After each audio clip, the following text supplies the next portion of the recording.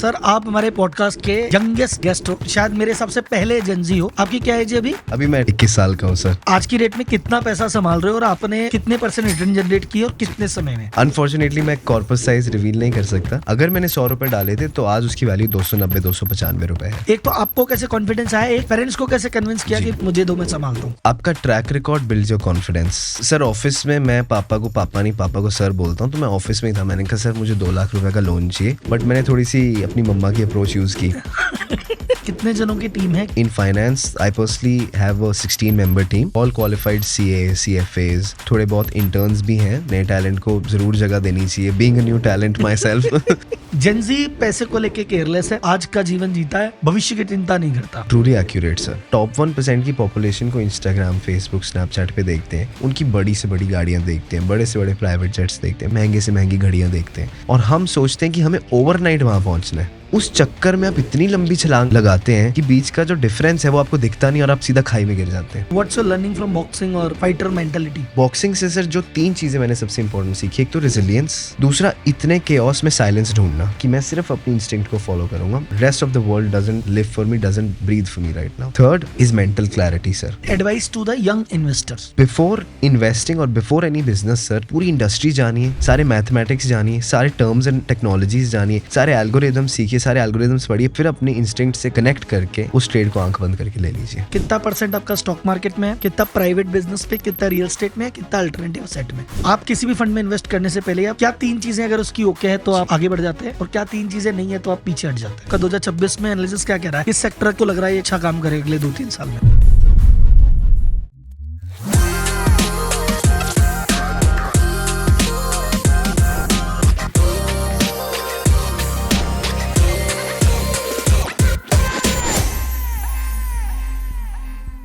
India में लगातार foreign investor अपना पैसा बाहर लेके जा रहे हैं, लेकिन फिर भी इंडियन मार्केट पे ज्यादा फर्क नहीं पड़ रहा। क्यों? क्योंकि जितना पैसा वो फॉरेन इन्वेस्टर बाहर लेके जा रहे हैं, इंडिया के इन्वेस्टर उतना पैसा डाल देते हैं। और ये जो इन्वेस्टर यहाँ पैसा डाल रहे हैं, इनमें एक सबसे बड़ी कैटेगरी आती है फैमिली ऑफिस। फैमिली ऑफिस वो ऑफिस होते हैं जहां पे कोई बिजनेसमैन ने अपने बिजनेस से वेल्थ कमाई और उस पैसे को स्टॉक मार्केट में इन्वेस्ट करता है। जैसे नारायण मूर्ति जी का अपना फंड चलता है कैटेरमैन, वो है फैमिली ऑफिस। ऐसे अजीम प्रेम जी का एक फंड है, रिलायंस का भी एक फंड है, टाटा का भी एक फंड है। तो ये फैमिलियां जब बिजनेस में इन्वेस्ट करती है, इसको कहते हैं फैमिली ऑफिस फंड। क्लियर? 500,000 की SIP कैसे करता है एवरीवन नोज, लेकिन ये जब हजारों करोड़ों के ट्रांजेक्शन होते हैं तो कैसे होते हैं, ये जानने के लिए आज हमने पॉडकास्ट किया एक वेरी वेरी स्पेशल बंदे से। वेरी वेरी स्पेशल इसलिए बोल रहा हूं क्योंकि मेरे पॉडकास्ट चैनल पे शायद पहला जेनजी, क्योंकि जो गेस्ट जिनसे हम बात करने वाले हैं उनकी उम्र है मात्र 21 साल और वो संभाल रहे हैं देश के टॉप 100 फैमिली ऑफिस में से एक ऑफिस। हमने लास्ट पॉडकास्ट किया था संजीव जुनेजा जी का। यह है संजीव जुनेजा जी के बेटे दिवंग जुनेजा जी, जो कि फैमिली ऑफिस का कंप्लीट फंड ऑपरेट करते हैं, उसको संभालते हैं। ये जब इन्वेस्ट करते हैं तो किस चीज का ध्यान रखते हैं, किस चीज को अवॉइड करते हैं, इनका फेवरेट सेक्टर क्या है, इनको कौन सा सेक्टर पसंद नहीं है, इनकी स्ट्रेटजी क्या है, पिछले 4-5 साल में उन्होंने जबरदस्त रिटर्न कमा के दिए, आने वाले 4-5 साल में इनके प्रेडिक्शंस क्या है, और आपको पता चलेगा फैमिली ऑफिस कैसे ऑपरेट करते हैं, क्या तरीका होता है, कैसे फंड आता है, कैसे फंड जाता है। तो फैमिली ऑफिस को समझने के लिए, स्टॉक मार्केट को समझने के लिए और एक 21 साल के बच्चे की मैच्योरिटी समझने के लिए come to the podcast, you will enjoy. Welcome Divam भाई to the podcast. Thank you sir. Sir आप हमारे पॉडकास्ट के यंगेस्ट गेस्ट हो और मैं शायद मेरे सबसे पहले जेनजी हो। आपकी क्या एज है अभी? अभी मैं 21 साल का हूँ सर। 21 साल की उम्र में आपने जिस तरह से इन्वेस्टिंग की है और जिस तरह से आपने और अचीवमेंट्स किए जिस पे अपन आगे बात करेंगे, मैं समझना चाह रहा हूँ जेनजी से कि जेनजी का माइंडसेट कैसे काम करता है, पैसे को लेके, सक्सेशन को लेके। आप एक फैमिली बिजनेस से भी आते हैं बहुत बड़े, तो इन सारी चीजों को डिस्कस करेंगे। तो लेट्स स्टार्ट। Thank you. नहीं Rahul sir, just before starting I want to add one thing. I think आज एक बिजनेस कोच और एक बिजनेस स्टूडेंट का परफेक्ट कोलैबोरेशन है। Thank you for that honour. जी ठीक है, तो आज मैं बिजनेस स्टूडेंट नहीं, आपको मैं एक बिजनेसमैन मानता हूँ जिससे बहुत लोग सीखने वाले हैं। Done sir. तो देवम भाई, आप आज की रेट में कितना पैसा संभाल रहे हो और आपने कितने % रिटर्न जनरेट किए और कितने समय में? राहुल सर, फॉर्चुनेटली जो हमारा कॉर्पस साइज है that translates into top 100 family offices in India. Unfortunately मैं कॉर्पस साइज रिवील नहीं कर सकता, लेकिन आप ये मान लीजिए सर कि अगर जब से 2021-22 से जब से मैंने एक्टिवली इसमें इंटरेस्ट लेना स्टार्ट किया, अगर मैंने 100 रुपए डाले थे तो आज उसकी वैल्यू 290-295 रुपए है। और मतलब लगभग 3x हो गया 5 साल के अंदर। जी जी, और वो भी इतने बड़े साइज पे। जी। सो फैमिली ऑफिस के टॉप 100 में आप आते हैं, दैट्स वो जी श्योर। जी और जी उतने बड़े फंड पे, बिकॉज इंडिया के अगर आप सर्च करेंगे तो टॉप 100 फंड्स क्या साइज के हैं, पीपल कैन इमेजिन, जी। Goes in thousands of crore. उस अमाउंट पे आपने 22% कहा, it's a big thing. Thank you sir. तो सर कैसे क्रिएट किया पहले दिवम भाई, जी क्या थी इन्वेस्टिंग फिलोसफी, क्या है कि आपने कहा जी कुछ, क्या आपका फिलोसफी क्या थी, कैसे इन्वेस्ट किया? सर 2015 में उस टाइम मेरी उम्र बहुत कम थी, लेकिन मैं पापा की गाइडेंस के अंडर, अपने सीएफओस की गाइडेंस के अंडर मैं धीरे धीरे स्ट्रैटेजी को सीखा। बट हमारा सर एक की प्रिंसिपल ये रहा है कि हम मेजर और माइनर ट्रेंड्स के बीच में सेक्टोरियल बेट्स ढूंढते हैं। मतलब हम अपने लेवल पे कोई डायरेक्ट इक्विटी नहीं करते, हम सिर्फ प्रोडक्ट्स, ईटीएफ्स और करेक्ट पीएमएस फंड मैनेजर्स पे बैठ करते हैं। ठीक है। तो रैशनल टॉप डाउन का बनाते हैं सर, मैक्रो इकोनॉमी लेवल पे, जियोपॉलिटिकल लेवल पे। उसके अंडर हम थीम, सब थीम और फिर उसको प्रोडक्ट अलाइनमेंट पे, और वहां से हम किकर लेते हैं। सो एक पार्ट है सर जो सैटेलाइट है पोर्टफोलियो, जिसको है। हम देखते भी नहीं है, जिसपे हम जब मौका मिला तो एक उस पे नजर मार डाउनवर्ड लिया। एवरेज कर देते हैं सर, जब सस्ता मिल जाए माल। एक वो रहता है सर जो जिस इन्वेस्टमेंट को हम 3-5 साल नहीं देखते। एक इन्वेस्टमेंट ऐसी रहती है सर जो सिर्फ हम 8 से 12-13 महीने के लिए लेते हैं, ठीक है। कि मिस प्राइसिंग है, वैल्यूएशन डिस्कम्फर्ट है, लेकिन चलेगा जरूर। एक होप तो रहती है सर कि हाँ हाँ। चलेगा। ये एक जी आपको लगता है एनालिसिस से कि यार इसका भाव तो 100 रुपए होना चाहिए, जी ये इस समय क्या कर रहा है 70 पे, जी तो आज जी नहीं तो कल कैचअप तो कर ही जाएगा, तो लेट्स इन्वेस्ट इन दैट। बिल्कुल sir, cyclicality is the most important in stock market, plus एक मीन रिवर्जन थ्योरी, कि जो चीज़ जितनी ऊपर जाती है वो उतनी तेज से नीचे गिरती भी है, और जितनी तेज से नीचे गिरती है अगर उसमें दम है तो वो ऊपर जाएगी। और जी अगर वैल्यू, मतलब वैल्यू स्टॉक पे डिपेंड करता है। आप कंपनी एब्सोल्युटली कैसे एनालिसिस करते हैं, कोई भी company? Rahul sir, direct equity हम अपने लेवल पे नहीं करते हैं, ठीक है। बट अगर मैं सेक्टोरल बेट्स की बात बताऊं कि हम कैसे एनालाइज करते हैं, तो सर जैसे अ, हमारे पास एक प्लेटफॉर्म है एक एस्टैब्लिश्ड फैमिली ऑफिस होने का। So I and my team we personally connect to a lot of market veterans.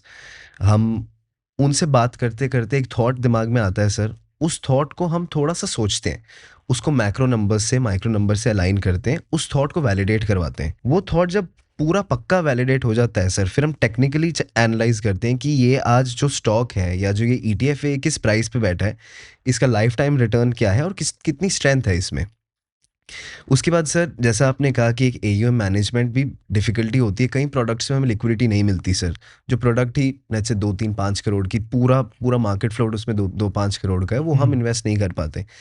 तो अब देखते हैं कि हम किस प्रोडक्ट में जाएंगे। कई प्रोडक्ट हमें क्यूरेट करवाने पड़ते हैं, फिर वो प्रोडक्ट किससे क्यूरेट करवाना है, किस लेवल पे और किस प्राइस पे करवाना है।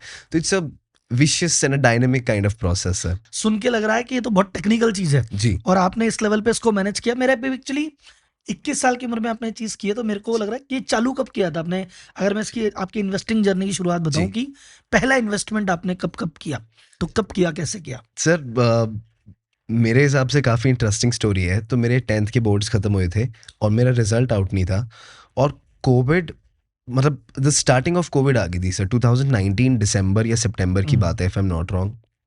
तो obviously sir I belong to a business family. तो पापा घर आते थे, कहते थे कि आप डिसिप्लिन सीखो, आप ऑफिस आओ, आप ऑफिस बैठो। अब आपके 10th के रिजल्ट आउट नहीं है सर, 11th कब स्टार्ट होगा वो पता नहीं। तो मैंने कहा चलो लेट्स टेक अ ट्राई, क्या होगा, एक ट्राई लेने में क्या है। तो मैं सर आता था ऑफिस, और एज अ एस्टैब्लिश बिजनेस हमारे पास जो पापा के एम्प्लॉयज़ मिलने आते थे, जो पूरा एचआर स्टाफ था, परचेज स्टाफ था, मार्केटिंग स्टाफ था, डिजिटल मार्केटिंग स्टाफ था। मुझे सर कभी उसमें इतना ज़्यादा इंटरेस्ट नहीं आया, लेकिन जब फाइनेंस की टीम आती थी सर से, पापा से मिलने, तो मुझे सर कुछ ना कुछ किक करता था कि हम्म। कैसे एक इंडेक्स पूरी इकोनॉमी का मिरर है, हम्म। कैसे एक इंडेक्स जितनी भी चीज़ें दुनिया में हो रही है उसका एक रिप्रेजेंटेशन है। वहाँ से मुझे किक मिला सर कि एक्सप्लोर करना है। उस टाइम दिमाग में नहीं था कि सर सीखना है, नहीं करना, बट एक्सप्लोर ज़रूर करना है। उसके बाद सर 15 साल की उम्र में मैंने बहुत सारे कोर्सेज लिए। I started with macro economics sir. ठीक है। I started learning about macro economics की सबसे पहला तो सर हमारा इन्फ्लेशन क्या है, हमारा कॉस्ट ऑफ कैपिटल क्या है, हमारा इंटरेस्ट रेट क्या है, हमारा fiscal tightening, fiscal consolidation, fiscal loosening क्या है। वो सारी चीज़ें पढ़ते पढ़ते फिर मैं आया सर माइक्रो इकोनॉमिक्स पे। माइक्रो इकोनॉमिक्स से सर फिर मैं आया इंडियन स्टॉक मार्केट पे।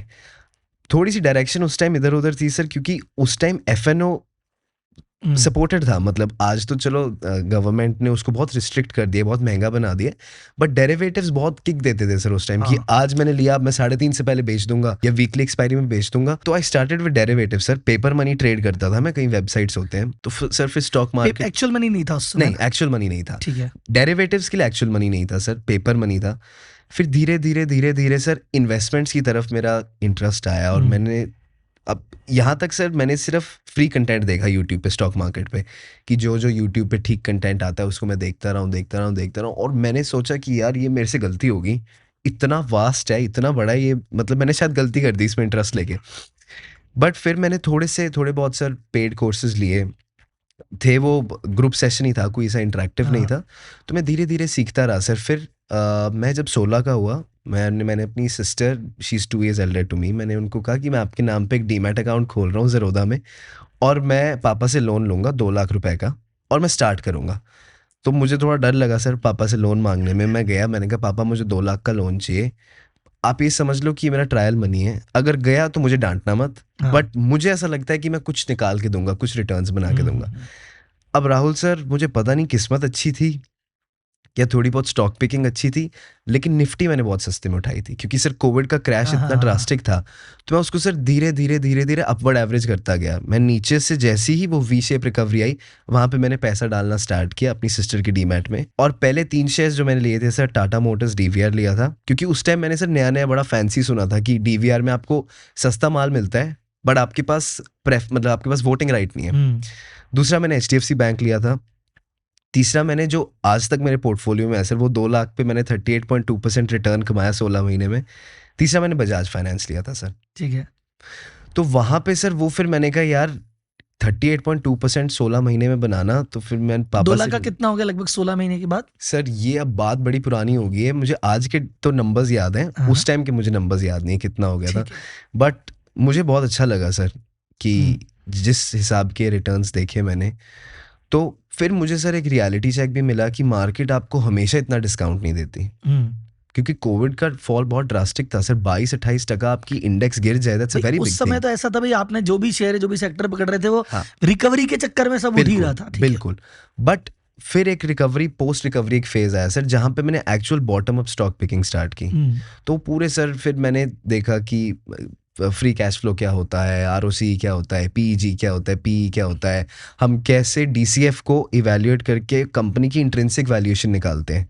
तो धीरे धीरे करते सर मैंने उस टाइम सर एथेनॉल का बहुत बड़ा ट्रेंड था, चीनी का एक, शुगर का एक स्टॉक था, तो उस टाइम गवर्नमेंट ने एक सब्सिडी निकाली थी एथेनॉल पे। तो मुझे ऐसा लगा कि सर कि मेरी टाइमिंग ठीक थी, और वो स्टॉक बहुत अच्छा भागा था उस टाइम। तो मतलब बेसिकली जो आपने कुछ फंडामेंटल्स देखे, कुछ टाइमिंग थी, कुछ बिगनर्स लक भी आप कह सकते हैं। अच्छा, एक चीज आपने बड़ी कैजुअली कह दी कि मैंने 2 लाख पिताजी से मांगे, पापा को कहा देख लेना, तो लेकिन वो आप 16 साल का बच्चा 2 लाख रुपए मांग रहा है, वो भी ट्रेडिंग करने के लिए, तो पिताजी का रिस्पॉन्स क्या रहा और कैसे कन्विंस किया उनको आप? सर मैंने बहुत अपफ्रंट जाके बोला कि सर ऑफिस में, मैं पापा को पापा नहीं, पापा को सर बोलता हूँ, तो मैं ऑफिस में ही था। मैंने कहा सर मुझे 2 लाख रुपए का लोन चाहिए, मैं आपको प्रॉमिस करता हूँ कि मैं इस पर डेरिवेटिव्स, इंट्राडे, फ्यूचर्स ऑप्शन नहीं करूँगा। मैं मतलब जिन कंपनीज का नाम है जो रिनाउंड है, उनको अपने तरह से अपने तरीके से टाइम करके उनमें थोड़ा पैसा डालना चाहता हूँ, लेकिन आई एम सॉरी अगर ये मेरे से पैसा लूज हो जाए, बट मुझे चाहिए था सर। मैं क्योंकि इतना मेरे पास सर कम से कम 2000 घंटे का एक मेरा लर्निंग टाइम जो था, मैंने इतना इन्वेस्ट किया था उसको सीखने में सर, तो मुझे ये ट्रायल, ये पंट लेना था। तो मुझे ज़्यादा मुश्किल नहीं आई, बट मैंने थोड़ी सी अपनी मम्मा की अप्रोच यूज़ की।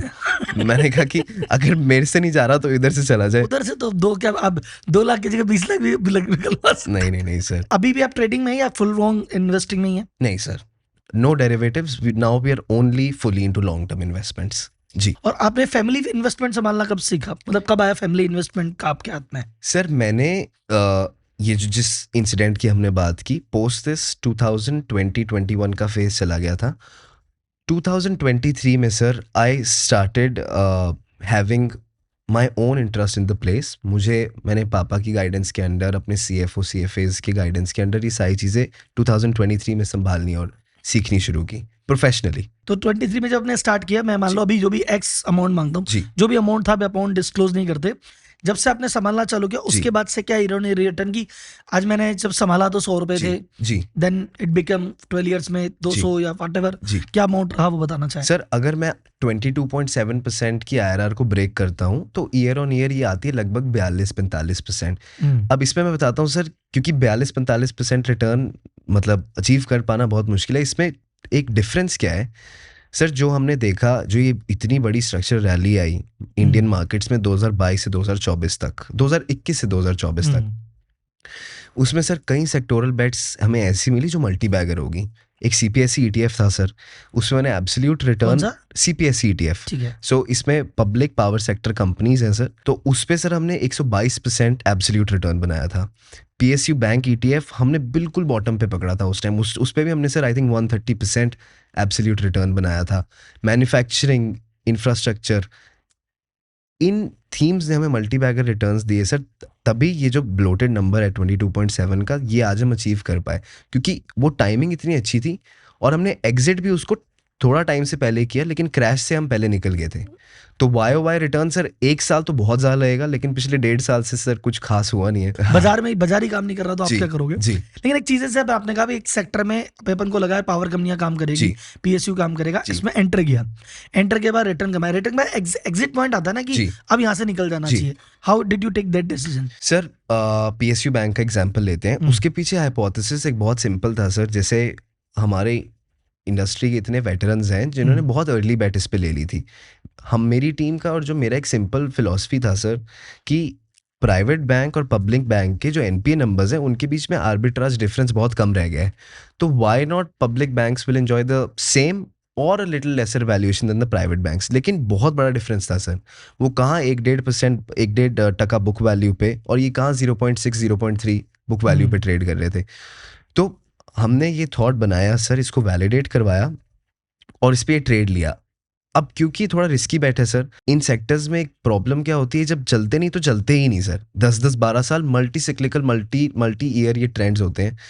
तो हमने एक थॉट बनाया, उस थॉट पे स्टिक रहे सर, और टेक्निकल ब्रेकआउट के ऊपर हमने लेवल्स डिसाइड कर लिए कि ये ब्रेकआउट होगा तो हम यहाँ इतना डालेंगे, ये ब्रेकआउट होगा तो हम यहाँ इतना डालेंगे। फंडामेंटल विद टेक्निकल हमने फॉलो किया और उसको हमने धीरे धीरे बाय करना स्टार्ट किया।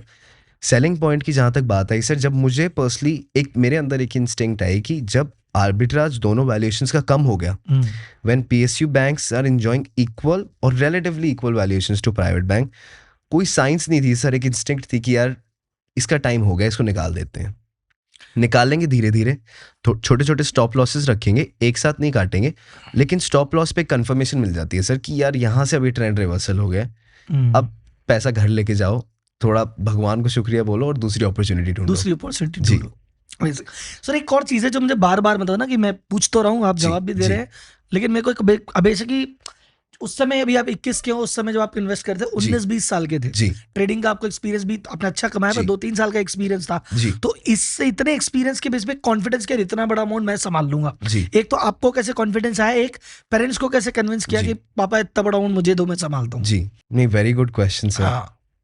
सर कॉन्फिडेंस की जहां तक बात आती है, मुझे ऐसा लगता है कि आपका track record builds your confidence, but certainly sir track record तो नहीं था, तो मैंने सर फुली ओनरशिप तो उस टाइम मेरे पास नहीं थी, तो मैंने पापा को एक कन्विक्शन और एक कंफर्ट दिया था कि सर जो आपने एक टीम इस्टेब्लिश की हुई है, मुझे उसके साथ बैठ के सीखने दो, मैं सीखूंगा, और मेरे अगर इनपुट से कोई सवाल होंगे तो मैं उनसे पूछूंगा, मैं कोई डिसीजन नहीं दूंगा। और पापा का बहुत बार कहना है कि अगर आपके सवाल ठीक होंगे तभी आपके जवाब ठीक होंगे, तो मुझे ऐसा लगा सर कि मैं अपने क्वेश्चंस को थोड़ा सा मॉडिफाई करूं, थोड़े क्वेश्चंस अच्छे पूछूं। कॉन्फिडेंस इस वजह से आया सर क्योंकि जब जिन मार्केट वेटरन्स की मैं बात कर रहा हूं, जब हम उनसे इंटरेक्ट करते थे तो पहले पहले मुझे ऐसा लगता था कि यार इनका इतना इंटरेस्ट नहीं है मेरे से बात करने में, other than a professional relationship हमारा कुछ भी नहीं है। लेकिन जब मेरे सवाल ठीक होने लग गए सर, मुझे एंगेजमेंट और मुझे इनपुट ज़्यादा मिलने लग गए। एंड जितने मार्केट वेटरन्स हैं सर किसी भी इंडस्ट्री में, they are very kind, very humble, सबके पास एक पेशेंस है, और अगर आप ईगर हो सीखने के लिए तो मुझे नहीं लगता सर कि वो आपको नहीं सिखाएंगे। तो उन सब का थैंक यू सर, उन्होंने मेरे पे इतना एफर्ट डाला, मेरी टीम ने मेरे पे इतना एफर्ट डाला, तो it was a very gradual process sir. जब मेरी टीम मुझे वैलिडेट करने लग गई, जब मेरे मार्केट वेटरन्स मुझे वैलिडेट करने लग गए, जब पापा मेरी सुनने लग गए, तो दैट वाज ये द सबसे बड़ा कॉन्फिडेंस किकर। सबसे बड़ा खतरा कि टर्निंग पॉइंट ये कि बिल्कुल चलो पिताजी को कॉन्फिडेंस आ गया, बात खत्म। बिल्कुल क्योंकि वो एक होता, क्योंकि ये मैं मतलब ऑडियंस को कह रहा हूँ बिकॉज मैंने सर के फादर से, संजीव जी से मिला हूँ, जी एंड ही सेड कि मेरा इन्वेस्टमेंट 100% अब दिवम ही देखता है। तो कहने का एक मतलब कि कुछ पोर्शन दे रखा है, जी थोड़ा बहुत दे रखा है वर्सेस यही देखता जी है। और इफ यू मैं अगर उनसे इन्वेस्टमेंट की कोई बातचीत करते ना जी कभी, तो वो कहते हैं कि अच्छा ये वाली बात तो दिवम से करना, तो ये बात ठप्पा और लगती है कि ये कहने को नहीं कह रहे, ये जी वास्तव में उधर जी ही चीज है। थैंक तो यू मेरे सर। को वो बड़ी चीज लगी कि यार मैंने कहा 21 साल में इतना कॉन्फिडेंस कैसे है? जी जी इसीलिए फिर मैंने जी इतने सवाल पूछे। And Rahul sir, just to add one thing here sir, बहुत ग्रेजुअल था, बहुत छोटी छोटी चीज़ों पे मैंने इनपुट दिया। जब वो इनपुट्स की आउटपुट मुझे अच्छी दिखने लगी और जब वो ट्रैक रिकॉर्ड सर के सामने था, टीम के सामने था, उस ट्रैक रिकॉर्ड की भी एक वैलिडेशन थी, तो मुझे ऐसा लगा सर आज भी मैं डिसीजन अकेले नहीं लेता। It's a team process sir, it's an instinct process. आपको अपने पे इतना बिलीव नहीं होना चाहिए कि आप गिरो तो आपको बचाने वाला कोई ना हो। क्योंकि अभी आपकी पूरी टीम साथ है, एक्सपर्ट साथ जी हैं आपका। और सबसे मेन चीज मुझे लगता है नॉलेज बोलती है वाली बात, एब्सोल्युटली कि इतना पढ़ा है, इतना जाना है। तो जब आप ना इनफ पढ़ लेते हो, जी इनफ लोगों से मिल लेते हो, जी तो सही गलत का एक इंट्यूशन आ जाता है कि यार जी ये बात जो हो रही है ये पच नहीं रही, बिल्कुल ये जो ऐसे हो रहा है ये बिल्कुल ऐसे ही होना चाहिए शायद। और फिर 4 लोग ठप्पा मारते तो कॉन्फिडेंस फिर आता है। बिल्कुल बिल्कुल सर। हाईएस्ट रिटर्न आपने किसी के स्टॉक पे कितना कमाया, अगर परसेंटेज में बात करूं? सर मैं फिर सेक्टोरियल बेट्स की बात करूंगा। ठीक है। PSU bank 140% absolute return. अभी आप जैसे इंडस्ट्री और सेक्टर के पेपर ने बात जी की, अभी आप जो एनालिसिस कर रहे हैं, अभी आपका जी 2026 जी में एनालिसिस जी क्या कह रहा है? जी किस सेक्टर किस पे आपको लग रहा है ये अच्छा जी काम करेगा अगले 2-3 साल में? सर 2025 से एक ट्रेंड, इसको मैं थोड़ा आंसर लंबा दूंगा प्लीज राहुल सर। आराम से आराम सर से। 2025 की स्टार्टिंग में एक ट्रेंड जो एस्टैब्लिश हुआ, प्रेशियस मेटल्स का जो एक जोर हमने देखा सर, बहुत सिंपल थ्योरी थी सर। उसको सिर्फ आप अगर रिटेल इन्वेस्टर वो थ्योरी समझ पाए, वो थ्योरी क्या थी सर? हम आज बैठे हैं इंडिया में और हमारे से जो बड़ी सुपर पावर्स हैं, जो सुपर कंट्रीज हैं, उनका एक रूलर है यूएसए। वहाँ की currency is the denominator for the world trade, dollar. Most of the world trade happens in dollar. But Donald Trump के आने के बाद एक डी डॉलराइजेशन का, कह सकते हैं सर, प्रोसेस शुरू हुआ, या सिर्फ वो एक सेंटिमेंट था? इस पे कोई कंफर्मेशन देनी बहुत मुश्किल है सर, बिकॉज ये बहुत माइक्रो लेवल पे है। बट एक सेंटिमेंट है डी डॉलराइजेशन का। तो जब आप डी डॉलराइजेशन को जोड़ते हो और सामने कोई करेंसी खड़ी नहीं है सर, तो आपकी जो इन्वेस्टमेंट है वो आती है रियल एसेट्स में। डॉलर के बाद सबसे बड़ी वैल्यू है रियल एसेट्स। रियल एसेट्स में मेरा कहना है सर, आपकी ज़मीन, आपका गोल्ड, आपका सिल्वर, आपके बेस मेटल्स और आपके third base metals, third base commodities, जो आपका क्रूड है, वीट है, शुगर है, राइस है, because these are tangible assets. तो एक सेंटिमेंट शिफ्ट हमें फील हुआ, हमें मार्केट से भी एक नॉइज़ आई कि अब एक सेंटिमेंट शिफ्ट ऐसा चल रहा है कि अब जो लड़ाई है वो ज़मीन की लड़ाई नहीं है, वो रिसोर्सेज और डेटा की लड़ाई है। Just to cut this answer short sir, आज जो कन्विक्शन है वो मेटल्स एंड माइनिंग सेक्टर पे है, बट उसके पीछे का सिर्फ हाइपोथेसिस ये कहता है कि राजा वही जिसके पास रिसोर्सेज ज़्यादा, राजा वो नहीं जिसके पास ज़मीन ज़्यादा। तो मुझे पर्सनली ऐसा लगता है सर, अगर डी डॉलराइजेशन का सेंटिमेंट ऐसे ही चलेगा तो metals and mining is a huge structural bet. बीच में वॉलेटिलिटी आएगी सर, सिल्वर में हमने देखा, but every volatility is personally what I think is an opportunity to buy. तो मुझे उस पे एक ओवरवेट स्टांस अपना हमारे पोर्टफोलियो में तो है सर, और मैं रेकमेंड भी करूंगा कि इस चीज़ को इवैल्यूएट ज़रूर किया जाए। बिकॉज एक्चुअली ये बात सही है कि अभी इस समय क्या हो रहा है, फाइनेंशियल एसेट्स पे हमारे इतिहास ये कहता है कि जी। जब भी कहीं वॉर हो जाती है तो ये फाइनेंशियल मार्केट का कोई भरोसा नहीं है, बिल्कुल। किसी भी तरह से डाउन हो सकता है। बिल्कुल और इस तरह से वर्ल्ड का माहौल ऐसा है कि यार वॉर तो कब कहाँ क्या हो जाए जी, पता ही नहीं। अभी जी अपन बात करते करते उन पॉडकास्ट छोड़े और पता चले न्यूज़ कि एक जी फलानी लड़ाई और चालू हुई जी साहब। तो जी इस माहौल में अगर डॉलर पे भरोसा नहीं है, मार्केट पे भरोसा नहीं है, जी तो अदर देन मार्केट दूसरी चीजों पे आदमी जाएगा, और ये एक सेक्टर है। Absolutely sir. क्या फ्रेमवर्क फॉलो करते हो, किन चीजों पे ध्यान देते हो, किन चीजों पे नहीं, किन चीजों को कंप्लीटली अवॉइड करते हो? सर अवॉइड जो हम करते हैं वो डेरिवेटिव्स, फ्यूचर ऑप्शंस को करते हैं। ठीक है। मुझे personally sir lock in products नहीं पसंद। एएफ कैटेगरी 2, कैटेगरी 1, जिसमें आपका पैसा 10+1, 10+2 के लिए लॉक्ड इन है। मुझे ऐसा लगता है sir, money is obviously sentiment, but it's an opportunity cost also. 12 साल में अगर मैं एक एक्स अमाउंट का IRR कमा लेता हूँ एक फंड में लॉक इन प्लेस करके, मुझे लगता है मैं उससे बेहतर opportunities without lock in invest कर सकता हूँ। और थर्ड जो मैं अवॉइड करता हूँ पर्सनली अपने IPS के according, that is private credit fund sir. मुझे ऐसा लगता है सर इंसॉल्वेंसी का कोई सोल्यूशन नहीं है। अगर आपने किसी कंपनी को ब्याज पे पैसा दिया इंसॉल्वेंट होगी तो आपका कोई कोलैटरल आपको डैमेज वो रिकवर नहीं कर सकता। तो इन 3 चीज़ों से हम दूर दूरी रहते हैं। बनाते हैं और किन पे फोकस रखते हैं? सर फोकस ये डिफरेंट परम्यूटेशन कॉम्बिनेशन का एक डेरिवेटिव निकलता है एंड में। जो हम फोकस करते हैं सर, हम बहुत एसेट एलोकेशन वाइज हम टॉप डाउन से शुरू करते हैं सर। जैसे हम मेटल माइनिंग्स पे पहुंचे तो वो टॉप डाउन अप्रोच से पहुंचे, तो हम टॉप डाउन से शुरू करते हैं सर कि आज जियोपॉलिटिकल कैसा है, वहाँ पे फिस्कल टाइटनिंग है, फिस्कल लूजनिंग है, करेंसी कैसा बिहेव कर रही है, वहाँ की मार्केट कैसा बिहेव कर रही है। Then we shift to the Indian market कि कोई ऐसे ट्रेंड्स हैं जैसे यहाँ पे एआई का अभी भी कोई पब्लिक मार्केट में प्ले नहीं है सर, लेकिन यूएस की मार्केट्स में ज़रूर है। तो हम इन चीज़ों के आर्बिट्राज को डिफ्रेंशिएट करके उनको वेटेज देते हैं। तो हमने एक थीम इस्टेब्लिश कर ली सर। लेट्स से मैं आज डेटा सेंटर्स पे बुलिश हूँ, मैंने थीम इस्टेब्लिश कर ली। अब मैं देखूंगा डेटा सेंटर्स पे अगर मैं बुलिश हूँ तो क्यों बुलिश हूँ, उसके आंसर्स क्या है। फॉर एग्जांपल सर 22 ईयर का एक टैक्स रिबेट जो हमारी सरकार ने दिया है क्लाउड सेंटर्स बनाने के लिए, टैक्स हॉलीडे दी है।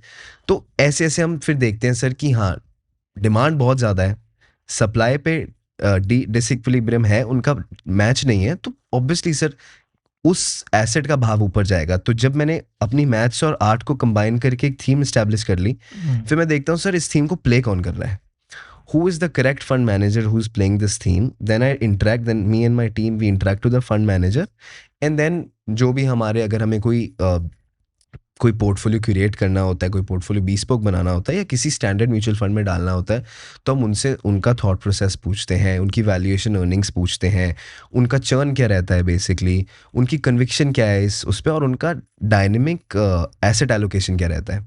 क्योंकि पर्सनली सर मैं ऐसे प्रोडक्ट्स को फेवर नहीं करता जो एक सेट रूल के साथ रहते हैं कि हम 40% लार्ज कैप है, 20% मिड कैप है और बैलेंस स्मॉल कैप है।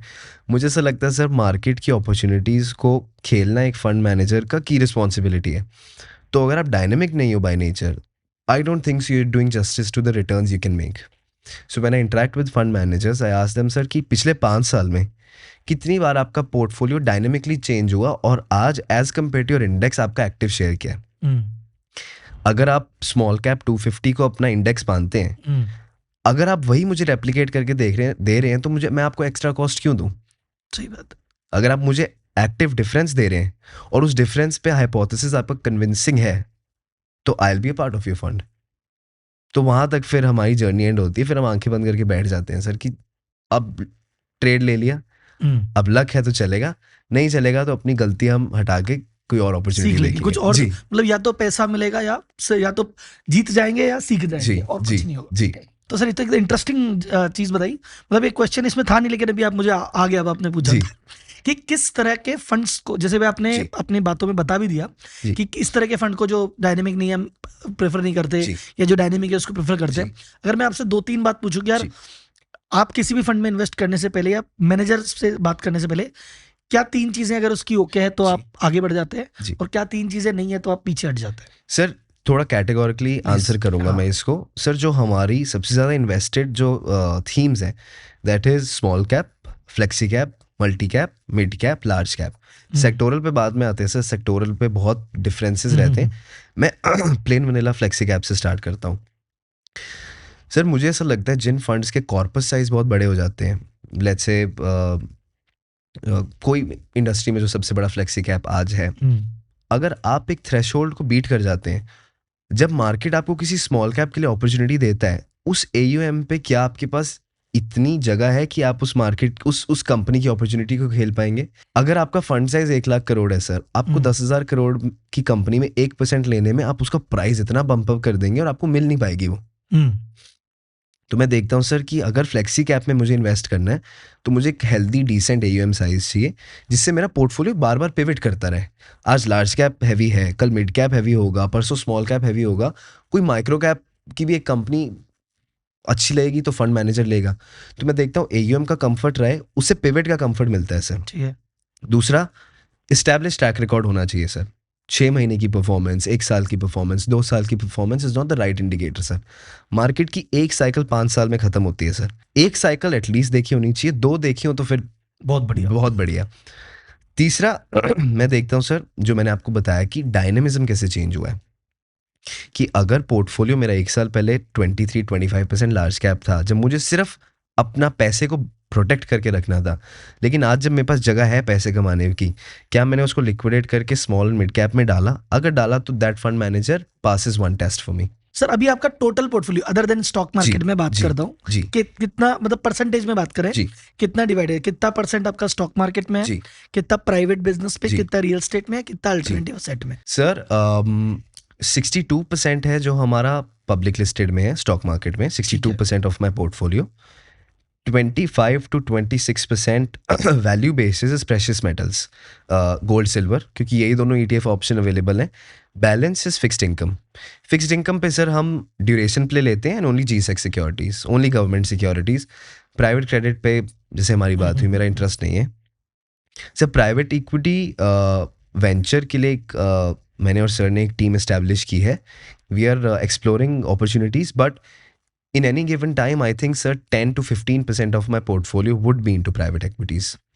But बहुत tedious है सर, किसी कंपनी को, किसी फाउंडर को उस वे से देखना जिस हिसाब से आप अपना बिजनेस चलाना चाहेंगे। सो थोड़ा लंबा प्रोसेस है, but we are on it. उसमें वो वाला हिसाब है उसमें, लेकिन वो होता है कि हाई रिस्क वाला गेम है वो पूरा। जी, भाई उसमें से कोई कंपनी दे सकती है आपको 50-60 गुना रिटर्न, जी, लेकिन वो 50-60 गुना रिटर्न देने के लिए 50-60 कंपनी में इन्वेस्ट करना पड़ता है। घूम फिर के बात वही आ जाती है। Absolutely, sir absolutely. एक सवाल है मेरा कि भाई जैसे एक नॉर्मल व्यक्ति, आम आदमी इन्वेस्ट कर रहा है, जी, तो जैसे कोई मान लो 50,000 रुपए कमा रहा है, 30-35,000 40,000 खर्चा है, जी, 10,000 बचाता है, वो अपने SIP में लगा के राजी रहता है। जी, एक उसका तरीका, जी, और एक आप इस लेवल पे जहाँ करोड़ों रुपए का फंड हैंडल करते हैं, जी।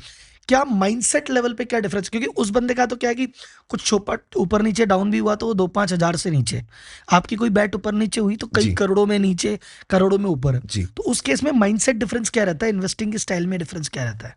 Rahul sir, again a technical question, इसको मैं सर 3 पार्ट्स में डिवाइड करूंगा। ठीक है।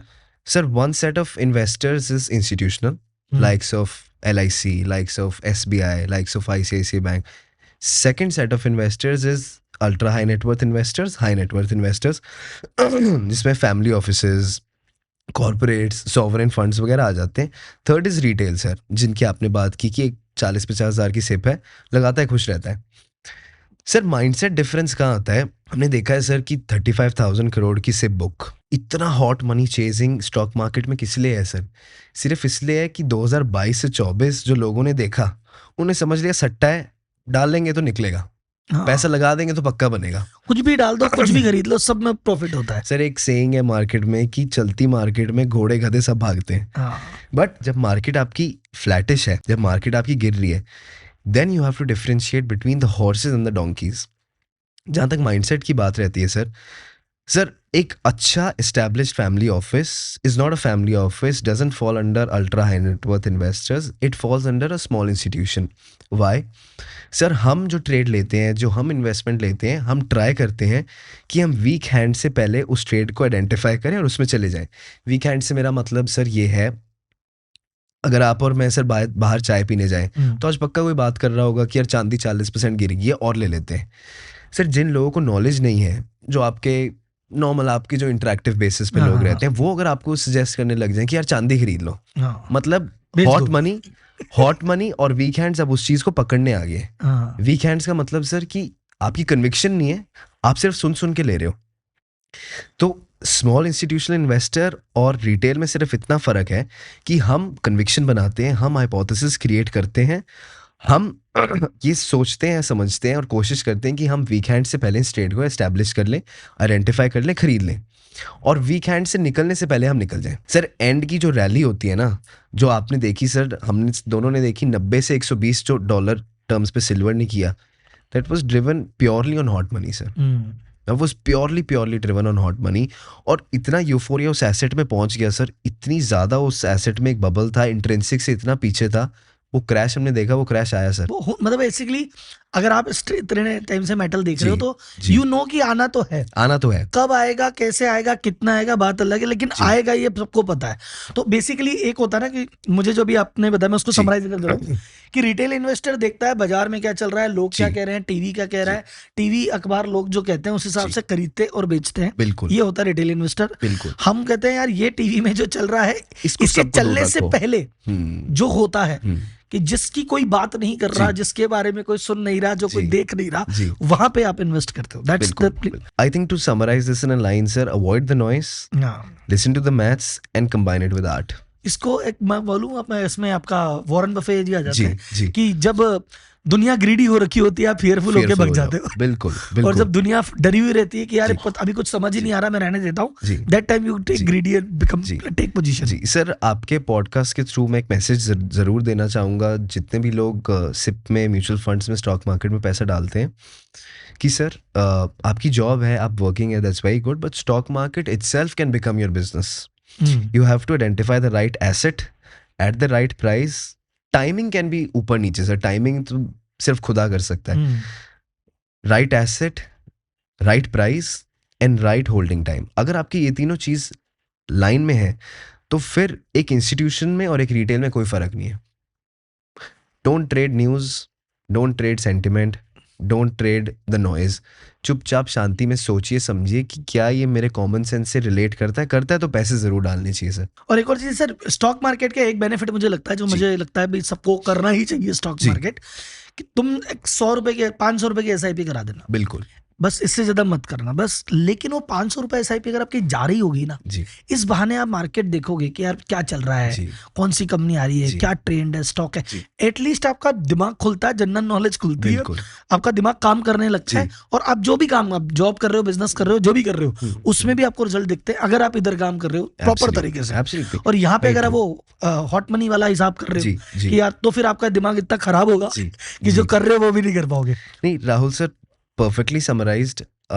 मुझे ऐसा लगता है सर, एक फाउंडर 1 या 2 या 3 बिजनेसेस मैक्स चला सकता है. अगर आप स्टॉक मार्केट में पैसा डालते हो तो आप पहले दिन हकदार बन रहे हो 500 बिजनेसेस के. तो एक जगह तो आपका HDFC बैंक है, दूसरी जगह आपका कोलगेट है, तीसरी जगह आपकी मारुति सुजुकी है. तो आप कितने बिजनेसेस में अपनी हिस्सेदारी में हो, उनकी क्वार्टरली रिजल्ट, उनके पोर्टफोलियो आउटलुक, उनकी मैनेजमेंट क्या कहती है. So not only for money creation sir, आपको शब्द मिल जाते हैं लोगों से इंटरेक्ट करने के लिए. और एक और चीज वहां जो सीखते हैं अपन भी, तो जैसे मैं फॉर एग्जांपल देख रहा हूँ, अरे यार मैंने HUL पे इन्वेस्ट किया, मैं HUL की देखी क्वार्टर, HUL कह रहा है हम प्रीमियम प्रोडक्ट पे जाएंगे. अच्छा, फिर हमने कोई दूसरा देखा, वो कह रहा है हम प्रीमियम पे जाएंगे. 4 रिपोर्ट देख के मुझे लगा प्रीमियम में कुछ है क्या, अच्छा मैं मेरे बिजनेस में कुछ करूं प्रीमियम का. बिल्कुल. तो at least you get the ideas की बेस्ट ब्रेन, बेस्ट कंपनियां, इंडिया की बेस्ट 500 कंपनियां, इंडिया की 500 बड़ी कंपनियां क्या सोच रही है, क्या कर रही है, तुम्हें पता चल रहा है. तो तुम अपने बिजनेस में रिप्लिकेट कर ही सकते हो उसको. एब्सोल्युटली सर, अब रिसर्च कैसे करते हैं ये इन्वेस्टिंग की, मार्केट की नॉलेज जो है, ये आप कितनी, आपका रिसर्च में टाइम कितना जाता है और कैसे प्रोसेस रहती है? Sir majority of the time research में ही जाता है. Execution is a very small part sir, क्योंकि एग्जीक्यूशन अब स्टैंडर्डाइज बन गया है. Sir research is very different. जैसे सर हमारा एक छोटा सा इंटरनेशनल इक्विटी का पोर्टफोलियो है, उसकी research is very completely different rather than if I talk about Indian equity portfolio. Research हमारी सर सबसे पहले स्टार्ट होती है विद द मार्केट पैटर्न्स. जब लेट्स से महीने में एक बार इंटरेक्ट किया तो एक मार्केट आउटलुक मांगते हैं सर कि आपका या मैम आपका क्या टेक है मार्केट पे आज. सर शब्दों के बीच में से लाइनें हम चुरा लेते हैं, शब्दों को लिख लेते हैं, लाइनें जरूर चुरा लेते हैं. अगर कोई चीज़ सेंस बनाती है उस पर रिसर्च करना स्टार्ट करते हैं. उस रिसर्च को मैं अपनी टीम्स के साथ शेयर करता हूँ कि देखिए इन्होंने मुझे ये एडवाइस दी है, यहाँ पे अपनी बुलिशनेस दिखाया है. Is it a theme worth to be valuated, is it a fund manager worth to be valuated. Then sir अगर वो कोई प्रोडक्ट, कोई स्पेसिफिक थीम है तो हम देखते हैं कि इस्टेब्लिशमेंट क्या है, उस थीम की बुलिशनेस के पीछे का रीज़न क्या है, लेकिन और आज क्यों वो थीम, वो इतने बड़े दिग्गज क्यों इस थीम को सपोर्ट कर रहे हैं. जब हमें आंसर्स मिल गए सर, और एक राय से बेहतर है आप 3, 4, 5 लोगों से राय लीजिए, तो एक की राय भी वैलिडेट करवाई 2-3 और लोगों से. फिर हमने देखा कि चलो अब मेजॉरिटी की सहमति है, टीम की सहमति है, गट फीलिंग भी कह रही है कि हाँ चलेगा चलेगा चलेगा. फिर प्रोडक्ट सिलेक्शन में जाते हैं सर. यही क्राइटेरिया कि AUM थोड़ा सा फ्लेक्सिबल हो, फंड मैनेजर डायनेमिक हो बाय नेचर, फंड मैनेजर का कन्विक्शन इतना हो कि आपका स्टॉक आपके सामने ब्लीड भी कर रहा हो, आपके पास कन्विक्शन हो कि यार मैं पकड़े रखूं क्योंकि मुझे पता है eight the end of the day इसे टर्न अराउंड होकर प्रॉब्लम से बाहर आना ही है. वो जब हमने स्काउट वगैरह कर लिया sir, then execution is a 1 day process. अभी से बार बार अपन टीम कह रहे हैं, कितने जनों की टीम है, क्या काम करते हैं, क्या होता है उसमें? सर आज bye the grace of God in finance I personally have a 16-member team, all qualified CA, CFAs, थोड़े बहुत इंटर्न्स भी हैं, बिकॉज मुझे ऐसा लगता है सर नए टैलेंट को ज़रूर जगह देनी चाहिए, being a new talent my self. तो सर उनमें से डिवाइडेड 3 एनालिस्ट रोल में है, और सबसे इम्पॉर्टेंट, सबसे अच्छी बात जो मुझे मेरे पर्सनली वर्किंग स्टाइल में लगती है सर, कि मेरी टीम में कोई हायरार्की नहीं है। There is no one senior, there is no one junior, we are one unit and we'll take decision as one unit. Sir सुनो सबकी, करो अपनी। सुनता मैं सबकी हूँ कि सर आपका क्या इनपुट है, आपका क्या इनपुट है, और ये इनपुट क्यों है, क्या मेरे इनपुट और आपके इनपुट में एक क्लैश है, और क्या क्लैश में मैं आपसे चुरा सकता हूँ। तो 16 member team sir, all qualified CA CFAs, 3 are into audit accounting, 3 are into analyst, और जो एक नई टीम बन रही है प्राइवेट इक्विटी के लिए, दैट इज देयर, और 2 जो हमारे टैलेंट्स हैं, that is into account opening and account updating, continuation processes, follow-ups वगैरह। जी अभी आपने कहा मार्केट वेटरन्स इन्वेस्टर से आप काफी मिलते हैं, तो जी कुछ एक्सपीरियंस की किसी से मिले कुछ हुआ, और कुछ बात लर्निंग आपने ली, कुछ एक्सपीरियंस शेयर करना चाहे? सर लर्निंग तो मेरी डेली की होती है, जितनी बार भी मैं अपने से सीनियर, अपने से ज़्यादा एक्सपीरियंस लोगों से बात करता हूँ, learning is always there. But if I am allowed to take a few name sir, या प्लीज। सर जो मेरे पर्सनल लाइफ में मेंटोर्स रहे हैं, जिनकी मैं जिनके लिए मैं दिल से बहुत ज़्यादा ग्रेटफुल हूँ, नीलेश शाह सर, जो कोटक के CIO हैं, he is been one of my best learning institutes in my life. उनके साथ आई रिमेंबर मैं 2021 में सबसे पहली बार मिला, और एक जूम कॉल के over sir. Then Pankaj Tibrewal sir हैं, इकिगाई के fund manager, Jigar Mistry sir हैं, बॉइंट के fund manager, Dheeraj Sachdeva sir हैं मेरे, जो जिनसे मैं सबसे ज़्यादा इंटरेक्ट करता हूँ, mister Dheeraj sir, he is my favourite mentor as of now. तो अब इसमें भी सर आपकी बात होगी, आपने मेंटरशिप ढूंढ ली, लेकिन आज मैंने क्या करना है, आज मैंने तो धंधा निकालना है सर। तो इन सब का स्टाइल सर, इन सब मार्केट वेटरन्स का और भी है सर, इन सब का स्टाइल बहुत यूनिक है। जो कई लोग हैं जो सिर्फ वैल्यू पिकिंग करते हैं, कई लोग हैं जो प्योरली एग्रेसिव खेलते हैं सर, कि मार्केट इधर जाए उधर जाए, मेरा स्टांस एग्रेसिव है, मैं तो पैसे डालूंगा। कहीं है कि बहुत कंजर्वेटिव है सर, कि यहाँ से यहाँ तक एसेट पहुंच गया, मीन रिवर्जन कह रहा है निकाल दो, फंडामेंटल सपोर्ट करे ना करे, यहाँ मतलब जो चीज 60% भागी है उसको निकाल दो, अब वो ऊपर 100% और जाए, निकाल दो। तो अब इन सबके थॉट को जब कंबाइन करते हैं, that is my true learning sir. 1 style, 2 style, 3 style, 4 style mixed with gut makes the execution perfect. जितने हम्बल ये सारे लोग हैं सर, जितनी इनमें गिविंग इमोशन और फीलिंग है सर, कि आप मेरे एक्सपीरियंस से सीखिए, आप मेरे एक्सपीरियंस से कुछ बड़ा बनाइए। I think their kindness, their humbleness, their patience is really worked well with me and my team sir. हम सारे उन सबकी छत्र छाया के अंडर ग्रूम हुए हैं, और हम चाहेंगे कि हम और ग्रूम होते रहें सर। और एक और चीज सर, जो एक तो है कि आपने उनसे क्या सीखा, स्टाइल सीखी, कॉपी किया, वो सारी चीजें हैं जी। लेकिन एक होता है कि वो जो पहली बार आपसे मिले, तो जैसे आपने कहा 21 से मिलना चालू किया, अभी 26 में, यानी लगभग आप उनसे मिले 17-18 साल की उम्र में। तो वो मिलके यार 18 साल का बच्चा है, ये क्या हमसे बात कर रहा है, तो क्या वो सीरियसली आपको लेते थे, और मतलब सीरियसली लेते थे क्या? और जो नहीं लेते थे, या जो भी कंडीशन थी, वो आप बताएंगे कैसे हैंडल किया आपने उसको? सर स्टार्टिंग की बात की जाए 2021-22 में, तो मेरे तो एक सिंपल सा एक रोल था कि मैं बैठूंगा, सुनूंगा और मैं कुछ नहीं बोलूंगा सर। कहीं बार तो ऐसा मैं सो जाता था मीटिंग्स के बीच में। सुनना है, पेशेंस रखनी है, उठना नहीं है, लेकिन रेजिलियंस रखनी है कि मैं उठूंगा नहीं। ये मेरा एक मोटिव है, मैंने डिसिप्लिन फॉलो किया है कि अब यहाँ से नहीं मैं उठूंगा। तो ज़्यादातर के लिए उस टाइम पे तो सर सबके लिए मैं इनविजिबल था, कि यार ये बैठा हुआ है, सुन रहा है, क्या कर लेगा। सही बात। अब बात आई आज की सर, जिन लोगों से तो मेरा पर्सनल इंटरेक्शन रहता है सर, हम नए प्रोडक्ट्स इवैल्यूएट करते हैं, नए फंड मैनेजर्स इवैल्यूएट करते हैं, तो एक इंडस्ट्री में नाम हो जाता है कि यार एक चंडीगढ़ से फैमिली ऑफिस है, ये वगैरह। जो नए लोग आते हैं सर, जिनसे मैं इंटरेक्ट करता हूँ, तो मुझे ऐसी फीलिंग आती है कि हाँ यार चलो पापा से बात कराओ, काइंड ऑफ, कि तुम कौन हो भाई, अपने पापा से बात कराओ, हम तुमसे नहीं बात करेंगे। बट जब मैं और जो मेरी टीम की स्ट्रेंथ, हम साथ बैठते हैं सर, हम ना बहुत ग्रैनुअरली डिस्कस करते हैं, हम स्टॉक स्पेसिफिक आइडियाज़ को डिस्कस करते हैं प्रोडक्ट को, कि सर आपने 2022 में इस प्रोडक्ट को क्यों बेचा, क्या हाइपोथेसिस थी, उसके ऊपर मेरे काउंटर क्वेश्चंस पहले से ही रेडी होते हैं। तो मुझे लगता है वहाँ तरजीह दी जाती है सर, कि अगर आप किसी चीज़ को इतनी माइक्रो लेवल पे जाके पूछ रहे हैं, तो मैं उसमें अपनी रिस्पेक्ट तो ढूंढ ही नहीं रहा सर। आप मेरी रिस्पेक्ट करो ना करो, मुझे मेरे आंसर दे दो, क्योंकि आपका और मेरा रिलेशन सिर्फ प्रोफेशनल है, दोस्त हम कल बनेंगे। तो आज मुझे ऐसा लगता है सर कि जब मैं बैठता हूँ और बातें करता हूँ लोगों से, तो एक जो सर्टेन रिस्पेक्ट है मैं उनको भी देता हूँ, मुझे भी मिलती है sir, because we are from the same industry, from the same sector, for the same cause. तो अब मुझे ये फीलिंग नहीं अब आती तो सर। इवेंचुअली मेरे सबसे ट्रैक ही बन गया है बिल्कुल भाई। अब तो वो कहते हैं अच्छा इसने पिछले महीने ये किया था, पिछले जी में किया था, और अच्छा 1 घंटे बात करके आपको लग जाता है। जी मे भी हो सकता है मैं फर्स्ट मीटिंग में आपको कह दूं कि यार ठीक है बच्चा है, जी लेकिन आधे 1 घंटे बाद अगर आपके को एक्सपीरियंस है, जी नॉलेज है, आप जी डेटा कह रहे हो और जी आपकी बात सेंस कर रही है, तो 1 घंटे बाद मैं बोलूंगा नहीं यार नहीं, बात तो कर सकते हैं, जी इससे ये भी जी है, लड़के में दम है, जी। लड़के में दम है। Thank you sir. अभी आप फैमिली ऑफिस ही संभाल रहे हैं, जी इवेंट एक तो होता है भी एज आप फैमिली ऑफिस संभाल रहे हैं, जी इवेंचुअली क्या आप फंड बना के औरों के फंड भी संभालेंगे या यही भाई, क्या आप फंड मैनेजर बनेंगे कभी, ऐसा कुछ? सर, मुझे ऐसा लगता है कि आप मेरे से बहुत ट्रिकी सवाल पूछ रहे हैं सर। मुझे ऐसा लगता है कि जो हमारी फैमिली ऑफिस की अप्रोच है सर, पर्सनली जितने फैमिली ऑफिस से मैंने इंटरेक्ट किया, मुझे लगता है यूनिक है। ठीक है। क्योंकि सर हम बहुत ट्रू टू लेबल हैं। हम we not like a standard wealth outfit कि अगर मैं आपकी फैमिली ऑफिस में आऊँगा, मुझे आपसे कमीशन कमानी है। मुझे लगता है कि अगर हम किसी दिन मल्टी फैमिली ऑफिस आउटफिट शुरू करेंगे, हम एक बहुत सिंपल थ्योरी बनाएंगे, stick true to the label. मुझे कोई प्रोडक्ट से कमीशन नहीं कमानी एट दिस बैंडविड्थ सर, मुझे 1% से कोई फ़र्क नहीं पड़ता। लेकिन I want to create a ecosystem.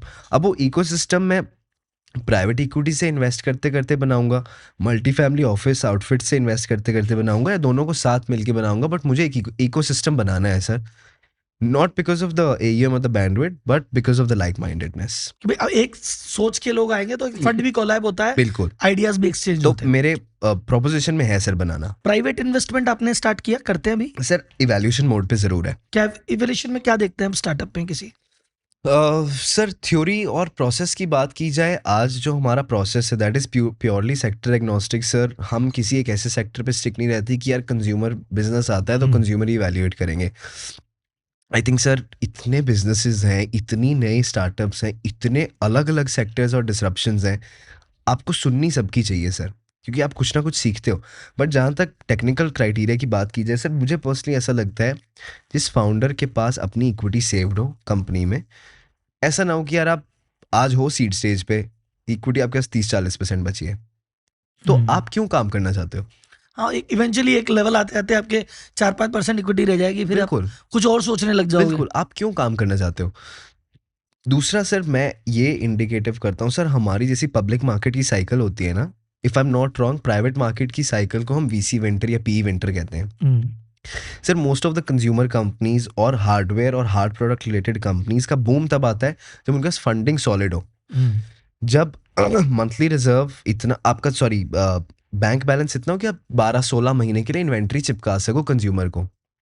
Real test शुरू तब होता है सर जब पीई विंटर आई और आपका इन्वेंट्री ड्राई अप होने लग गया, आप किसी को बेच नहीं पा रहे हो। क्या तब आपका बिजनेस रिजिलियंट है? क्या तब आपका जो रिपीट कंज्यूमर है वो घूम के आ रहा है कि अब यार ये एडवर्टाइजमेंट नहीं कर रहा, मैं दिखा नहीं रहा, मैं बसों पे अपने पोस्टर नहीं चिपका रहा, लेकिन क्या तुम्हें मेरे प्रोडक्ट की नीड है? अगर है, that business is investable sir. Plus मैं देखता हूँ सर कि ऐसा ना हो कि आप अपने ही कैश बर्न से, आपकी सेल ही तब तक कन्वर्ट हो रही है जब आप अपना ही कैश जला रहे हो, जब आपका EBITDA is into deep negative, जब आपका PAT is into deep negative, जब आपकी working cost is not making any sense, जब आपकी COGS is not making sense. Second, जो सबसे इंपॉर्टेंट है सर, फाउंडर का विजन क्या है? फाउंडर सिर्फ कंपनी इसलिए बना रहा है कि कल को एक्वायर हो जाए, I think that's a red flag sir. जब तक आप सोचोगे नहीं कि मुझे सबसे बड़ा बनना है, तब तक आप सबसे बड़े नहीं बन पाओगे। You become what you believe, you become what you see. तो मुझे ऐसा लगता है सर, फाउंडर से इंटरेक्ट करके बिजनेस को साइड में रख के ये गेज करना बहुत ज़रूरी है कि यार फाउंडर में दम कितना है ऊपर जाने का। क्या इसमें वो उतनी हंगर है कि यार अगर मैं तेरी बिजनेस में इन्वेस्ट करता हूँ, क्या तू इसको इंडिया का सबसे बड़ा बिजनेस बनाने, तेरा माइंडसेट है वैसा? अगर है और आपकी सारी परम्यूटेशन कॉम्बिनेशन एक सेंस में रहती है, then business is investable, but as an investor at the correct valuation sir.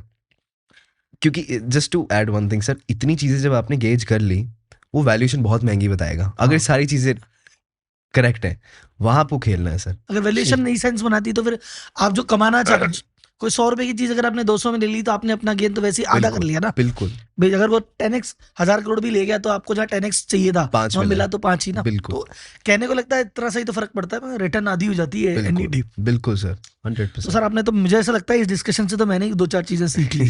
Thank you sir. Because ये इंपॉर्टेंट चीज है रियली, जी, कि अगर फाउंडर को लग रहा है, फाउंडर कह रहा है मैं 200 करोड़ करके मैं किसी को बेच दूंगा, जी, या फाउंडर बोलता है मेरे को तो इतना करके एग्जिट लेना है, या बस मेरा तो इतना ही बहुत है, जी, तो फिर आप उसमें इन्वेस्ट करके आपको क्या ही मिलेगा जब तक बिल्कुल, वो बनाएगा या नहीं बनाएगा बात की बात है, क्या माइंडसेट है क्या बनाने का। बिल्कुल, ये बिल्कुल मेरी सर। लर्निंग है आपसे आज के podcast. Thank you sir. Indian economy को लेके आपका क्या टेक है? It's a very diversified take. Sir Indian economy पे मेरा करंटली तो बहुत बुलिश स्टांस है।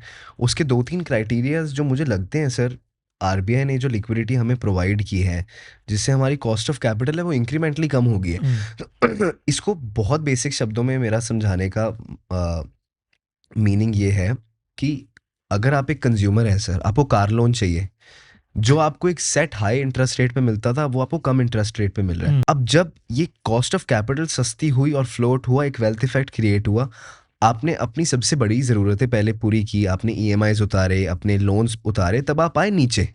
जब आपने अपनी ज़रूरत की सामान लेना स्टार्ट किया, जब आपने ज़रूरत से हट के जब आपने लग्जरी पे स्पेंड करना स्टार्ट किया, आप जो 20 रुपए का टूथपेस्ट यूज़ करते थे आज आप 50 का कर रहे हो, जो आप लेट्स से एसी 10,000 का यूज़ करते थे आज आप 15,000 का कर रहे हो। तो हमारे सामने जो एक मिडिल क्लास की इतनी स्ट्रॉन्ग आर्मी खड़ी है सर, जो दिन प्रतिदिन ज़्यादा पैसे कमा रही है, ज़्यादा अपॉर्चुनिटी क्रिएट कर रही है, आई think that is the most bullish stance. तो वन वेरी एविडेंट कि आरबीआई ने लिक्विडिटी प्रोवाइड की है हमारे सिस्टम में, money generation, money cost of capital बहुत रिडक्शन हुआ है। सेकंड, आई थिंक गवर्नमेंट अब एक फिस्कल कंसोलिडेशन मोड में है, जहाँ पे फिस्कल डेफिसिट इज मेंटेन्ड, लेकिन they still have an aggressive stance. Capex infra पे रुक नहीं रहा, केपेक्स डिफेंस पे रुक नहीं रहा सर। 8th पे कमीशन आ रहा है जो मनी को और रोटेट करेगा और फ्लो करेगा। टैक्स रिबेट्स हुए हैं sir, GST impact, GST reforms लिए गए हैं। तो eight the end of the day ये सारा पैसा कंज्यूमर के हाथ में ही आना है सर। तो फर्ड मैं मोबिलिटी होगी। एब्सोल्युटली, तो मैं पर्सनली बहुत बुलिश हूँ। यहाँ पे मेरा आंसर सिर्फ ये है sir, Indian economy is fully discounted into the Indian stock market. Indian economy की बुलिशनेस और इंडियन स्टॉक मार्केट की बुलिशनेस में कोई आर्बिट्राज नहीं है सर पैसे कमाने का। जितनी बुलिशनेस और पॉजिटिविटी मुझे इकोनॉमी पे है, वो वैल्यूएशंस मुझे मार्केट में दिख रही है, तो कुछ भी आज मिसप्राइज नहीं है सर। तो इकोनॉमी पे तो मैं बहुत बुलिश और पॉजिटिव हूँ। मार्केट में बहुत सिलेक्टिव अपॉर्चुनिटीज जो इकोनॉमी को डिस्काउंट करते हुए चल रही हैं, I think that is the real thing to वहीं पैसा बनेगा। एब्सोल्युटली। और सर एक और चीज़ है, मुझे इंडियन ऑडियंस के बारे में जो एक चीज़ अच्छी लगती है, इंडिया का कंज्यूमर हमेशा एक स्टेप अबव बिहेव करता है। बिल्कुल। जैसे मैं मार्केटिंग, और जब क्लास में पढ़ाता हूँ मार्केटिंग में बारे में, हमारी बिजनेस कोचिंग में, तो एक चीज़ मैं बताता हूँ कि इंडियन कंज्यूमर कैसा है कि जिसकी कैपेसिटी है कि यार मैं मारुति ले सकता हूँ, वो क्रेटा ले लेता है। मैं मेरी शादी में कंफर्टेबली 20 लाख लगा सकता हूँ, तो वो 30 ही लगा के मानता है। बिल्कुल। तो इंडियन कंज्यूमर ये भी है कि उसकी कैपेसिटी बड़ी है, जो तो बड़ी है, उसकी सोच उससे भी बड़ी है, वो कैपेसिटी से एक कदम ऊपर और जाता है। तो हमारा आम आदमी भी थोड़े खास आदमी जैसा बिहेव कर ही लेता है। सर इसका मुझे एक पर्सनल जो रीजन लगता है ना sir, India is the largest youngest country, 28.4 का डेमोग्राफिक डिविडेंड है सर। 2049 टू 2055 ये जब पॉपुलेशन मैच्योर होगी, हमारे पॉपुलेशन में इतना यूथ है सर, इतना यूथ है, और आज का जेनजी, आज का यूथ कम पैसे खर्चने में विश्वास नहीं करता। जब इतनी स्पेंडिंग सिस्टम में आएगी सर, तो आपके बिजनेसेस कहाँ फ्लरिश करेंगे? आप जितना लोन लोगे, आपकी जितनी कैपिटल रोटेट करेगी, जितना पैसा कमाएंगे, तो I think it's a great cycle that we are entering in sir. This is I think the golden decade, और may be a golden 2 decade for India, because हमारा डेमोग्राफिक डिविडेंड हमें काफ़ी support करता है, विद एन इम्पैक्ट कि हमारा जो cost of labour है that is still cheaper than the bigger manufacturing countries, China, Taiwan, इनसे काफ़ी ज़्यादा सस्ती हमारी जो मैन्युफैक्चरिंग एबिलिटीज़ और कॉस्ट और लेबर कॉस्ट है। Having a younger population, having the biggest population, having बहुत रिसोर्सेज हमारी इकोनॉमी में फ्लोट हैं। तो just to sum it up, मैं तो बहुत बुलिश हूँ सर। भाई कंजम्पशन तो है ही, कंजम्पशन तो है ही है। भाई आप ऐसे समझो, मैं एक तरीके से देखा जाए तो वो डेटा ठीक नहीं है जी। भी इंडिया का सेविंग रेट घट रहा है, जी। इंडिया में पहले सेव होते थे 57%, अभी लगभग 17-18% की सेविंग होती है। लेकिन वो जितनी सेविंग कम हो रही है, इसका मतलब क्या है कि आदमी 100 रुपए कमाता था, 57 रुपए बचा लेता था, 43 ही खर्च करता था। अब आज का जो जेनजी वो कह रहा है 100 रुपए कमाता है जी। और 80-90 रुपए अभी एवरेज आ रहा है 80-90 का। और जिस तरह से हम सेविंग नहीं करते, जी। तो जो जेब का पैसा है वो लगाते ही लगाते हैं, बिल्कुल। ईएमआई लगाते हैं, वो भी लगाते हैं। बिल्कुल। तो जितना पैसा है प्लस क्रेडिट मिला के और लगाते हैं। हाँ। तो ये जो बूम है, ये मतलब किसी और सेक्टर में कुछ ऊपर नीचे हो सकता होगा, कंजम्पशन जो इंडिया का है वो कहीं कम नहीं हो रहा किसी भी हालत में। Absolutely sir. सर एक गोल्डन इन्वेस्ट, अभी आप बहुत जी। सारे अदर टॉपिक पे भी सवाल करेंगे, जी, इन्वेस्टिंग पे लास्ट क्वेश्चन है। जी। इन्वेस्टिंग का कोई गोल्डन रूल जो आप चाहते हो कि यार ये एक गोल्डन रूल है जो मैं लाइफ टाइम फॉलो करूंगा, जो मैंने सीखा है और जो बाकी को बताना चाहते हैं? जी सर, इन्वेस्टिंग का golden rule is in combination of 4 small rules जो मैं मानता हूँ sir. Diversification is very important. एक कोट है सर मार्केट के लिए, हम कहते हैं कि never put all your eggs in one basket. आप एक ट्रेड, एक स्टॉक, एक कंपनी पे इतना बायस ना हो जाओ कि आप अपनी घर वगैरह बेच के उसी कंपनी में पैसा लगा दो। Diversification, discipline and correct maths with your instinct, I think that is the golden rule for investing. Diversify products, assets में कीजिए सर। कई थीम पे ज़्यादा, जहाँ आप बुलिश हैं वहाँ थोड़ा ज़्यादा पैसे लगाइए, लेकिन सिर्फ एक थीम पे ना लगाइए। डिसिप्लिन रखिए, आप अपनी कन्विक्शन पे राइड कीजिए कि मैंने ये थीम इस वजह से ली है, let it play out, give it time, give it patience, it will play out. Third, क्या नंबर सपोर्टिव है? अब नंबर्स क्या मेरी गट को इतना स्ट्रॉन्ग कर रहे हैं कि यहाँ पे मैं इतना वेटेज डाल सकता हूँ? इन 3 चीज़ों का combination is the golden rule for me at least in investing. Sir बात करते हैं जेनजी जनरेशन पे, बिकॉज मुझे मौका नहीं मिलेगा, 21 साल के जेनजी से पहली बार बात करने का जी। मौका मिल रहा है, जी। तो उसका फायदा उठाते हैं। सर प्रीवियस जनरेशन, आपकी जनरेशन की सोच में क्या फर्क है बिजनेस को लेके? जैसे, ठीक है। और मुझे लाइव एग्जांपल देना, पिताजी आपके बिजनेस करते हैं, वो बिजनेस को लेके जो उनकी सोच दिखती है और आप जो सोचते हो, क्या डिफरेंस आपको लगता है? सर मुझे ऐसा लगता है जो ओल्ड जनरेशन और न्यू जनरेशन है उसके बीच में एक जनरेशन का डिफरेंस नहीं है, उसके बीच में आज इतनी अवेयरनेस की वजह से मल्टी जनरेशन का डिफरेंस आ गया। सर जो स्टेबिलिटी ओल्ड जनरेशन के लिए थी वो उनका सर्वाइवल था, उनको एक हाइपर ग्रोथ, एग्रेसिव ग्रोथ नहीं चाहिए थी कि यार ये स्टेबल चल रहा है, मेरा धंधा, मेरा गुजारा चल रहा है, मेरे घर पे रोटी आ रही है, मैं बहुत खुश हूँ। पुरानी जनरेशन और आज की generation just purely on the business fundamentals, जो मुझे डिफरेंस लगता है सर, वो मुझे लगता है कि जितनी अवेयरनेस हमारी जनरेशन में आज है, awareness creates competition sir. Hyper competition से मुझे ऐसा लगता है कि जनरेशन कहीं ना कहीं हमारी ब्लाइंड हो गई है। जब आप ब्लाइंड हो जाते हो, आप गिरने के चांसेस बढ़ जाते हैं सर। आज इसलिए इतने फेल्ड स्टार्टअप्स हैं कि मैंने राहुल सर को एक पॉडकास्ट शुरू किया, मैंने अपने 10 लाख रुपए डाले, कैमरा लिया, माइक लिया, सब लिया, लेकिन मैं राहुल सर जितना बड़ा नहीं हो पाया, लेकिन मैं इंस्पायर्ड बहुत था। तो मुझे लगता है यहाँ पे एक पिवट जो आता है सर कि मैंने आपका कंटेंट इतना देखा, फॉर एन एग्जांपल मैंने आपका कंटेंट इतना देखा, मुझे आप इतने मोटिवेशनल लगे कि मैंने कहा छोड़ो, मैं अपनी सेविंग्स निकालता हूँ, यही धंधा स्टार्ट करता हूँ। ओल्ड जनरेशन और न्यू जनरेशन के बीच में ये डिफरेंस नहीं था कि ओल्ड जनरेशन एक तो अवेयर नहीं थी सर, सेकंड उसके पास कोई रिलेटिव एग्जाम्पल ही नहीं था। मैं पटियाला में बैठ के कोई बिजनेस कर रहा हूँ, मुझे कुछ नहीं पता बॉम्बे में क्या चल रहा है, मैं अपने काम से खुश हूँ। जितना मेरा लक मुझे अलाउ करता है, जितना मेरा मन मुझे, मेरा दिमाग अलाउ करता है, मैं उतना बड़ा हो जाऊंगा। किसी और को देख देख के मैं बड़ा नहीं होऊंगा। Competition is one difference sir. Competition creates jealousy, jealousy creates mistakes creates failures.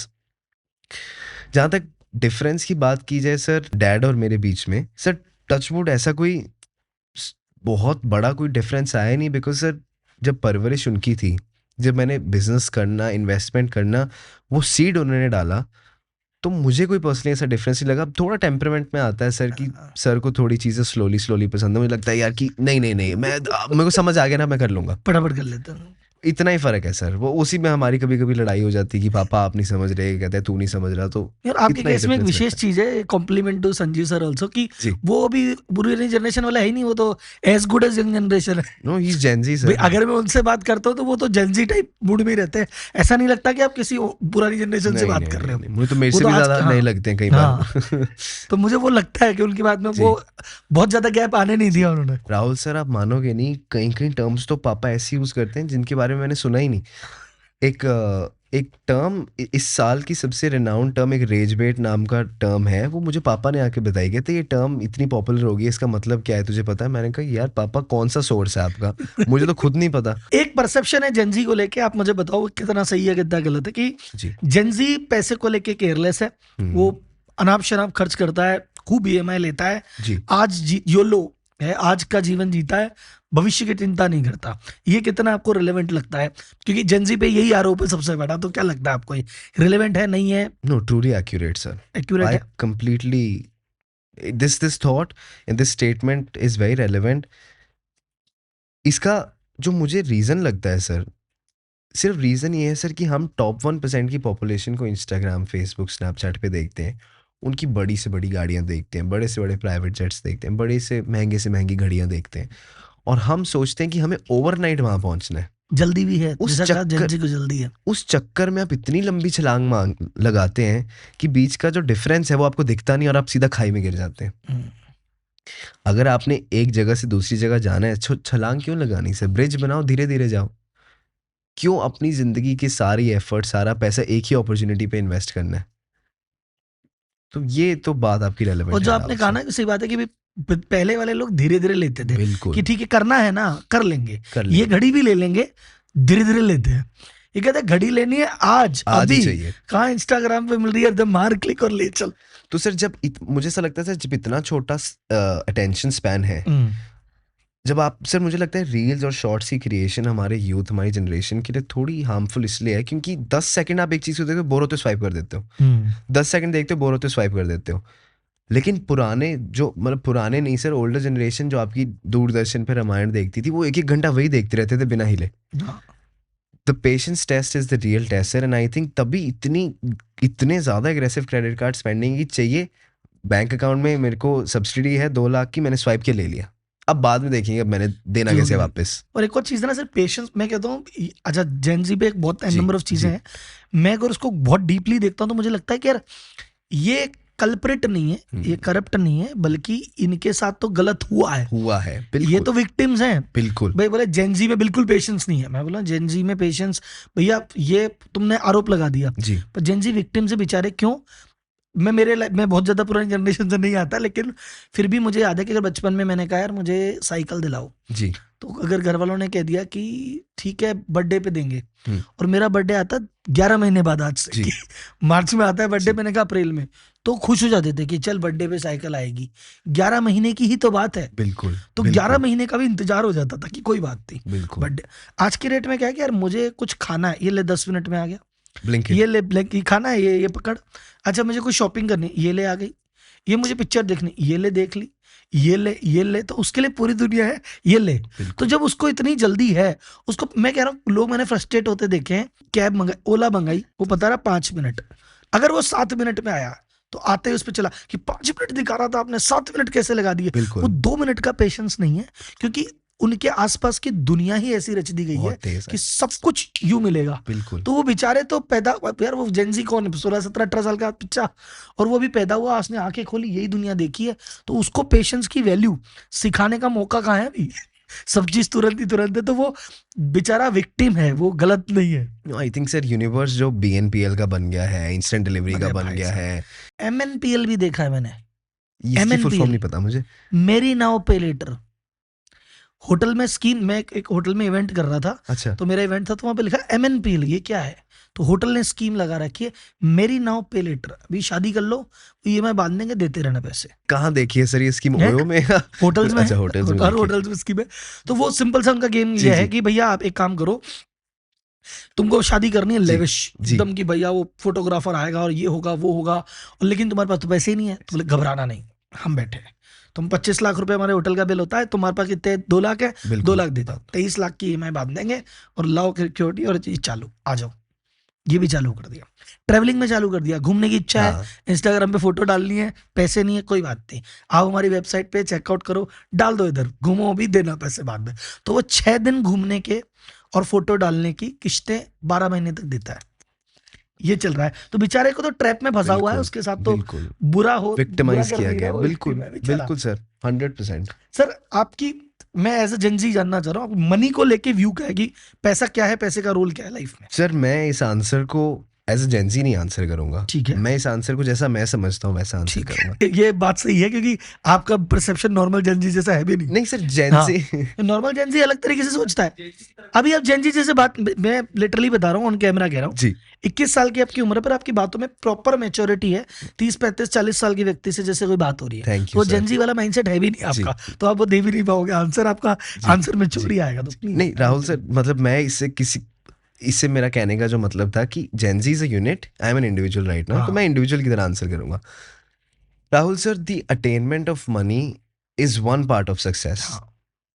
जो पैसा है, जो आपकी मटेरियलिस्टिक नीड्स को पूरा करता है, उसकी एक सीमा, उसकी एक लिमिट होती है कि मैंने आज कोई चीज़, कोई धंधा बनाया, पैसा कमाया, उस पैसे जो कमाया उससे मैंने गाड़ी ली, that is one part of success for me. But what is real success, what is real investment? अगर आपके पास आपकी मटीरियलिस्टिक नीड्स पूरी हैं, आप एक जगह सक्सेसफुल हो गए, लेकिन अगर आप अंदर से खुश नहीं हैं, अगर आप अंदर से पीसफुल नहीं हैं, अगर आप अंदर से हर दिन अपने आप से लड़ रहे हैं, तो you being successful, being rich doesn't make sense. तो money is just one part of success, money is not success. Money से कुछ मनी प्रॉब्लम्स दूर हो जाती है, लेकिन बाकी बिल्कुल, प्रॉब्लम्स तो बट रहती है। पैसा उतना ही ज़रूरी है sir. Money is a big part of your happiness, but it is not your happiness. लोग बस, the people who don't have money, उनको लगता है पैसे नहीं है इसलिए दुखी है, पैसे बिल्कुल। आते ही हैप्पीनेस आ जाएगी। पैसे आने, वो मैथ्यू मैकोगनी का कोटे है। मैथ्यू मैकोगनी से कि मैं चाहता हूं कि हर व्यक्ति एक बार जीवन में पैसे वाला हो जाए, बिल्कुल, ताकि उसको समझ में आए कि this is not the answer. कि एब्सोल्युटली। गरीब आदमी को ऐसा लगता है कि यार पैसे ही नहीं है तभी तो दुख है, पैसे आएगा सब सुखी हो जाऊंगा। जी। पैसे वाला ही बता सकता है कि नहीं भाई, हम्म, पैसे के बाद भी नहीं आता सुख। हमारे चीज़ है। हमारे सर इंस्टाग्राम पे आप भी ऑब्वियसली सर बहुत एक्टिव रहते हैं, बट एक जेंजी का ना अलग से एल्गोरिदम है। एक जेंजी के एल्गोरिदम पे फ्लोट करता है, मेरे पास भी आया था एक कोट कि I would rather prefer crying in a Ferrari rather than crying on a road. Sir एक जो भी आपने बात बोली उस जी पे कोई किस्से वाली बात, एनेक्डोट कुछ हो, कि जैसे ओल्ड जनरेशन चाहती है स्लो एंड स्टेडी ग्रोथ, जी जनजी चाहता है एकदम फास्ट ताबड़तोड़ ग्रोथ, जी ऑल आउट। जी तो इस बात को लेके बिजनेस में, इन्वेस्टमेंट में कुछ आपके फादर के और आपके डिफरेंसेस वगैरह इसमें रहते हैं कि वो कहते हैं अरे तू इतना अमाउंट क्यों लगा दिया, तू कम ही कर लेता, जी या तू इतना ऐसे क्यों कर रहा है, जी इस सेक्टर में क्यों जा रहा है, ऐसा कुछ होता है कभी? सर, मैं ऑन माई पर्सनल कैपेसिटी मैं पापा से वैलिडेट करवाए हुए या बिना पूछे कोई बहुत बड़ा डिसीजन नहीं लेता। जब हम उस डिसीजन पे बैठते हैं तो मैं उनको पूरा हाइपोथेसिस समझाता हूँ कि सर ये नंबर्स हैं, ये थीम है, ये बंदा है जिसमें मैं पैसे लगा रहा हूँ, क्यों पैसे लगा रहे हैं, कौन कौन से, एक समरी मैं पापा को सुना देता हूँ 10-15 मिनट में। उस पर फिर हम एक सर, कभी कभी हमारी आर्ग्यूमेंट भी हो जाती है कि यार ये तो ठीक नहीं है, ये तुम कैसे सोच रहे हो। कभी कभी बहुत ईजिली भी मान जाते हैं। लेकिन एक जो फ़ायदा है सर, जैसे राहुल सर, आप अभी हम 1-1.5 घंटे से बात कर रहे हैं, शायद आपके और मेरे में एक इनबिल्ट पेशेंस आ गई कि जब हम लोगों से सुनते हैं, बात करते हैं, तो हमें पेशेंस सुनने की, समझाने की दोनों आती है। तो जो एक कॉन्फ्लिक्ट का मुद्दा बनना चाहिए था, जो कभी-कभी बन भी जाता है, वो है हमारी पेशेंस पे। लेकिन fortunately sir, because I am in a professional environment since a very young age, मेरे में एक वो इनबिल्ट पेशेंस है सर, और जहाँ पेशेंस आती है वहाँ आपकी मेजॉरिटी ऑफ आर्ग्यूमेंट्स सबसाइड हो जाते हैं। आप जिस मार्केट में हो पेशेंस ही सिखाता है बिल्कुल। कि वहां जो पेशेंट नहीं है वो तो निपट नहीं, जो जाएगा। पेशेंस नहीं है सर, उसको तो फिर मार्केट कभी रिवॉर्ड ही नहीं देगी वो जिसके पास कहता है ना, पेशेंस नहीं है। Warren Buffett, again I am quoting जी। Second time Warren Buffett, market is a system जो इम्पेशेंट लोगों का पैसा पेशेंट लोगों की जेब में डालता है। एब्सोल्यूट। उसी पे मैंने वीक हैंड्स जो वर्ड यूज किया था, दैट इज, आपने उसको बेटर एक तरीके से बोला सर। अच्छा सर, एक और इंटरेस्टिंग चीज है, जैसे जी अभी आपके फादर का बिजनेस बहुत लंबा चल रहा है, बिजनेस में सपोर्ट करते हैं, आपकी टीम में बहुत सारे ऐसे लोग होंगे जो कि जब आप छोटे थे, हम्म, तो वो, जैसे आप 21 साल के हैं और आपकी जी टीम में कोई व्यक्ति है जो 25 साल से काम कर रहा है, जी तो वो तो उसने आपको गोद में खिलाया हुआ है, बहुत छोटे में देखा हुआ है, जी अब आप आके वहीं बैठ गए साथ में कि यार चलो काम करते हैं, जी तो वो जो व्यक्ति है उनका कॉन्फिडेंस या उनका रेस्पेक्ट आप कैसे कमांड करते हैं, जी। उनको साथ कैसे लेके चलते हैं, कोई उसमें कोई कॉन्फ्लिक्ट कि यार वो सीरियस नहीं लेते, रे बच्चा है इसको तो मैंने गोद में खेला है, ऐसा कुछ कैसा रहता है, उस सिनेरियो को कैसे हैंडल करते हैं? राहुल सर, मैं मानता हूँ किसी अनजान से काम करने से अच्छा है किसी परिवार के व्यक्ति से ही काम किया जाए। तो जिसने मुझे गोद में खिलाया है, वो मेरे लिए कभी बुरा क्यों चाहेगा। सही बात। तो मैं, जो मुझे सबसे ज़्यादा कंफर्ट आया सर, कि आज भी मुझे ऐसा नहीं लगता कि यार मैं अपनी कुर्सी पे प्रोफेशनली बहुत ऐसे अपटाइट होकर काम करता हूँ। मुझे लगता है यार ये तो मेरी सेकंड फैमिली है। ये मैं इनके सामने ही बड़ा हुआ हूँ। और जहाँ तक कॉन्फिडेंस की बात आई सर, जैसे जो हमने पॉडकास्ट की स्टार्टिंग में स्टार्ट किया कि जब मेरी टीम के इनपुट और मेरे अपने इनपुट को अलाइन करके एक बेटर रिजल्ट मिला, उनको भी कॉन्फिडेंस आया, मुझे भी कॉन्फिडेंस आया, तो मैं भी उनको एक इक्वल, एक बहुत रिस्पेक्ट से ट्रीट करता हूँ और वो भी मुझे रिस्पेक्ट से ट्रीट करते हैं। सर रिस्पेक्ट उम्र की नहीं होती, रिस्पेक्ट होती है कि आपका एक्सपीरियंस क्या कहता है और कि आप कितना फार साइटेडनेस, कितनी माइक्रो डिटेल में जाके सोच सकते हैं। तो respect is not derived by age sir. तो वो तो अगर आपने 20 साल की उम्र में भी कुछ करके दिखाया तो 45 साल का आदमी मानेगा जी कि नहीं यार, जी जी बंदे में दम तो है, क्या जी तो रहा है, सही जी। क्या है। सर उम्र का लिहाज होता है, उम्र की रिस्पेक्ट नहीं होती। मेरे हिसाब से तो यही फिलॉसफी होनी चाहिए सर। इन्वेस्टमेंट के अलावा बिजनेस का कोई पार्ट हैंडल करते हैं आप? नहीं सर, मैं पर्सनली बिलीव करता हूँ राहुल सर कि अगर किसी चीज़ को आप इतने कन्विक्शन से चाहते हो, उसके लिए आपको हॉर्स ब्लाइंड होना चाहिए। हम्म, एक ही पार्ट है सर, इसी पार्ट को बहुत बड़ा करना है और it's an ongoing journey sir. कल को कोई अपॉर्चुनिटी गॉड देता है तो वील सी। एक और चीज सर, अभी जैसे बिजनेसमैन फैमिली में आप आगे बढ़े हुए, जी तो कैसा माहौल रहता था बचपन में और क्या चीजें वहां से सीखी आपने? सर, मेरे दोनों पेरेंट्स और मेरी बड़ी सिस्टर, मेरी दीदी बहुत कूल हैं तीनों। हम में से कोई भी सर ऐसा ट्रेडिशनल नहीं है, बहुत स्ट्रिक्ट नहीं है। तो बिजनेस एनवायरनमेंट को हट के I think I am a very lucky son, I am a very lucky person जो इस फैमिली में पैदा हुआ। Because not only because of कि सर डैड का एक इस्टेब्लिश बिजनेस है, बिकॉज जो हमें इन रिटर्न में जो इस फैमिली ने मुझे पर्सनली दिया है सर, स्टार्टिंग से बहुत कूल रहा है हमारे घर पे एनवायरनमेंट। हम आज भी हर रात 2-3 घंटे बैठते हैं, इंटरेक्ट करते हैं, डिस्कस करते हैं। कहीं कहीं रियल लाइफ सिनेरियोज को डिस्कस करते करते आप उसका इफेक्ट हर चीज़ में देखते हैं सर। अगर मैंने एक हाइपोथेटिकली एक सिचुएशन में डैड ने मुझे डाला कि यार देवम, अगर तुम यहाँ फंस गए तो यहाँ से कैसे निकलोगे, तो क्या पता वही रेप्लिकेट सिचुएशन मेरी लाइफ में कभी आ जाए और मैं वो सेम आंसर यूज़ कर पाऊँ। तो first of all very thought provoking lifestyle हमारा शुरू से रहा है सर। बहुत कूल रहा है, बहुत अंडरस्टैंडिंग रहा है।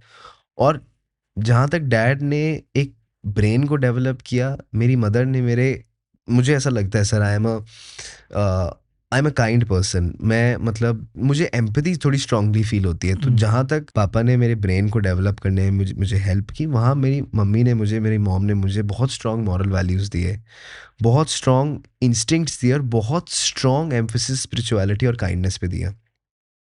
तो इसका blend for me is much greater than me just solely being born in a business family. एक और चीज है सर जो मैं जी आपके लिए, कई लोग शायद नेगेटिव यूज करते होंगे, जनरली जी जो परसेप्शन जो लोगों का है जी कि नॉर्मल आदमी अगर कुछ अच्छा काम करता है तो लोग अप्रिशिएट करते हैं, वाह यार इसने जीरो से उठ के क्या मस्त काम किया। जी लेकिन सेकंड जनरेशन में कुछ अच्छा करता है तो लोग क्रेडिट नहीं दे देते, लोग कहते हैं अरे जी इसके तो क्या है, जी इसको तो चांदी की थाली में सब जी मिल लिया हुई है, जी इसके तो सब सेट है, इसको तो सब आ गया।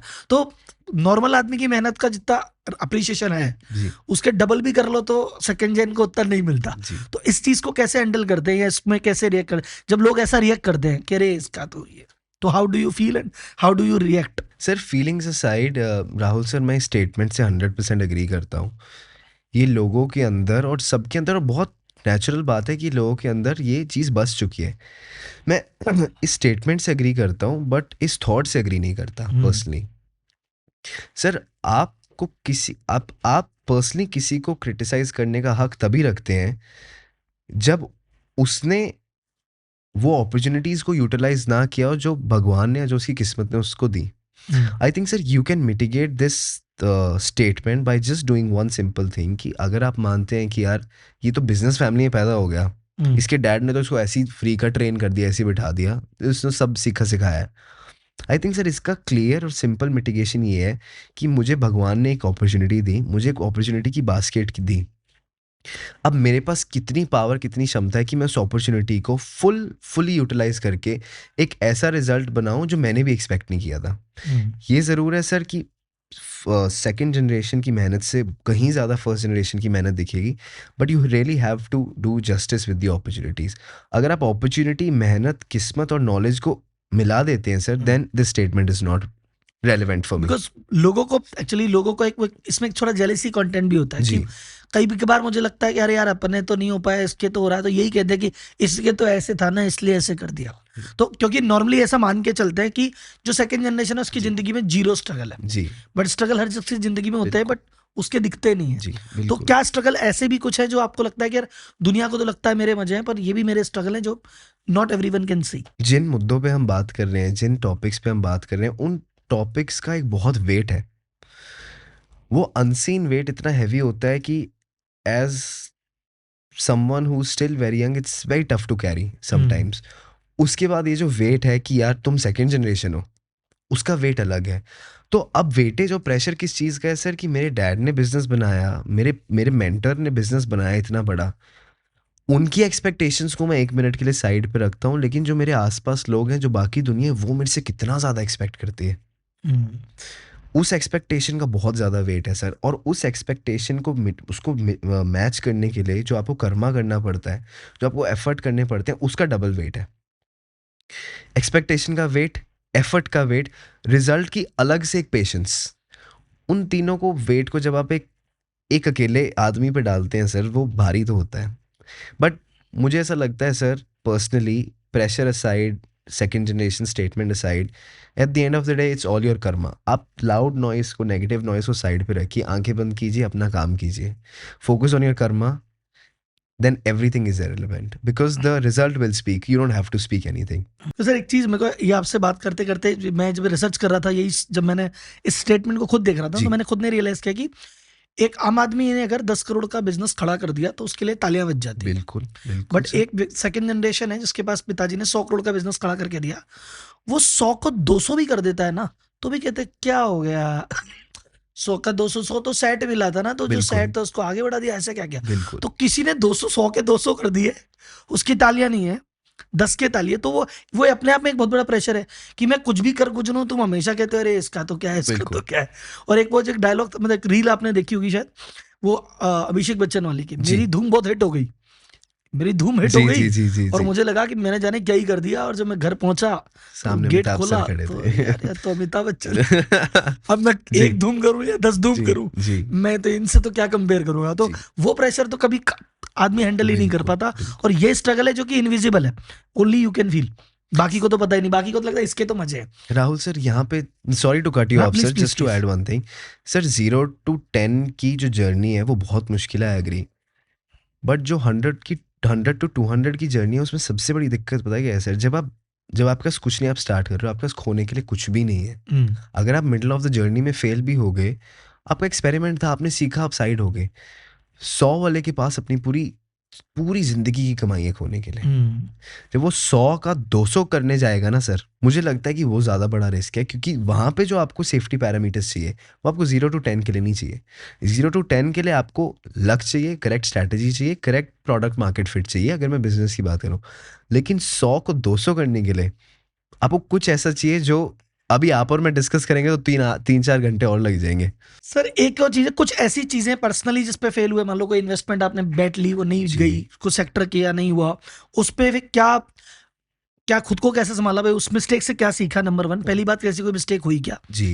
हुई तो उससे कुछ आपने क्या सीखा, और बाकी का रिएक्शन क्या था? जैसे अगर कुछ फेलियर हुआ तो फादर का, बाकी का क्या रिएक्शन था? I think a true good investor is someone जो 6 या 7 10 में से अपने ट्रेड सही ले लेता है, बाकी 3 is a part and parcel of the market sir. ठीक है। जो मैं सोच रहा हूँ, मैं सर कभी 10 out of 10 तो बन नहीं सकता, बिकॉज आप किसी भी फील्ड में परफेक्ट नहीं हो सकते। तो मिस्टेक्स हुई, लेकिन touchwood sir, by the grace of God, कोई ऐसी बहुत बड़ी मटेरियल मिस्टेक मेरे पर्सनल लेवल से नहीं हुई। क्योंकि जहाँ मिस्टेक होने की संभावना थी सर, जो मेरा माइंडसेट किस वे में चलता है सर, कि मेरा डाउनवर्ड एवरेज रिस्क कम हो, अपसाइड रिवॉर्ड बहुत ज़्यादा हो, तो वो डाउनवर्ड रिस्क मैंने संभाल लिया बाकी के अपसाइड रिवॉर्ड से। तो कोई पर्सनली ऐसी कोई गलती नहीं हुई सर। एक sir right age to enter family business, जैसे जी। आपने तो 16 साल की उम्र में ट्रेडिंग, और 18-19 के बाद से फंड मैनेजमेंट, और उसमें आप काफी अर्ली आ गए। जी। 10th का रिजल्ट हुआ और आप बिजनेस में इन्वॉल्व हो गए थे, जी। इनडायरेक्टली। जी।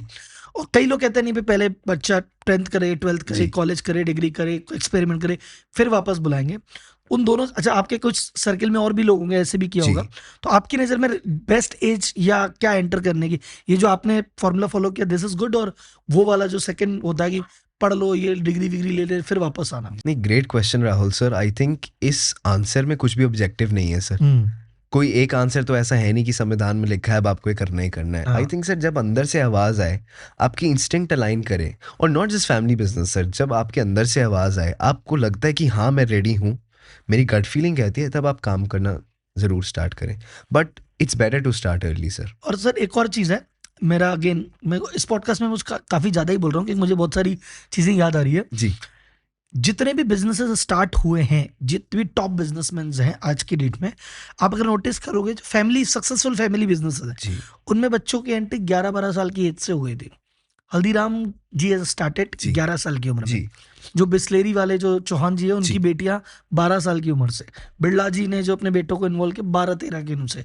ये अभी मान्यवर में जो जी रवि मोदी जी हैं, जी बच्चे को 11-12 मतलब 6ठी-7वीं क्लास में छुट्टियां हैं, स्कूल की छुट्टियां, दुकान पे आ आ जा जाओ। स्कूल की। तो ये होता है ना कि छुट्टी है दुकान पे आ जा, छुट्टी है ऑफिस में आ जा, कुछ मत करना दुकान में, कुछ मत कर, बस तू खेलता रह, लेकिन हम्म, एनवायरनमेंट में रहे, हम्म, लोगों को देख सुन, हम्म, तो चीजें वर्क करती है। और आप में वही चीज देखी, आपने कहा ना कि मैं तो शुरुआत में मीटिंग में सो जाता था कि आपने कुछ नहीं मीटिंग अटेंड करनी है, वो अटेंड करते करते चीजें कहाँ तक पहुंच गई जी कि 21 साल की उम्र में जी you are talking like this. Thank you Rahul sir. Just to add one more thing please. Sir, हमने जब जेनजी की बात की ना, फिर जेनजी की कंपटीशन की वजह से we all are short in time, क्योंकि हमें ओवरनाइट सक्सेस चाहिए। जब आप यंग एज में काम और बिजनेस में आते हैं, you are ahead of time. That ahead of time translates into a better opportunity, a better success, a better mature mind. कि आज जो मैं शायद 25 में होता वो मैं आज हूँ, अब जब मैं 30 का होऊंगा तो मेरे पास फिर भी 4 साल का लेवरेज है। वो 4 साल का लेवरेज मुझे क्या क्या दे सकता है मुझे आज नहीं पता। It's better to start early. आपके पिताजी से आपने जो सीखा, बेस्ट जी एडवाइस या कुछ 2-3 चीजें जो आपने फादर से सीखी, शेयर करना चाहे। राहुल सर, बेस्ट एडवाइस हम्म। जो मुझे, मैं प्रोफेशनल और इमोशनल लाइफ दोनों के बारे में बताना चाहूँगा। I think sir my dad is been my institute. मैंने जो भी सीखा है, मेजॉरिटी ऑफ द चीज़ें डैड से ही सीखी हैं। बट बेस्ट एडवाइसेस जो मुझे लगा है, जो राहुल सर मुझे मिली at the starting of my work career sir, पापा कहते हैं कि direction, right direction is important, speed is not important. आपको जहाँ पहुँचना है आपने वो गेज कर लिया, वो देख लिया, अब आप भाग के जाओ, पैदल जाओ, आप पहुंचोगे जरूर। जब आप भागते हो सर, तब आपके गिरने की चांसेस ज़्यादा बढ़ जाते हैं, और कई बार आप गिर के उठ नहीं पाते सर। तो चलो लेकिन पहुंचो ज़रूर। दूसरा सर, मुझे जो जो जो मनी कॉन्सेप्ट पे आपने मेरा आंसर मेरे से पूछा कि money is one part of success, but the true success is your emotions, how healthy you are with your family, and what is your work life balance. Sir जड़ स्ट्रांग होगी तो फूल उतने ही स्ट्रांग निकलेंगे। जड़ हमारी फैमिली है, जड़ हमारे इमोशंस हैं, जड़ हमारी इनर पीस है, जड़ हमारी इनर वॉइस है।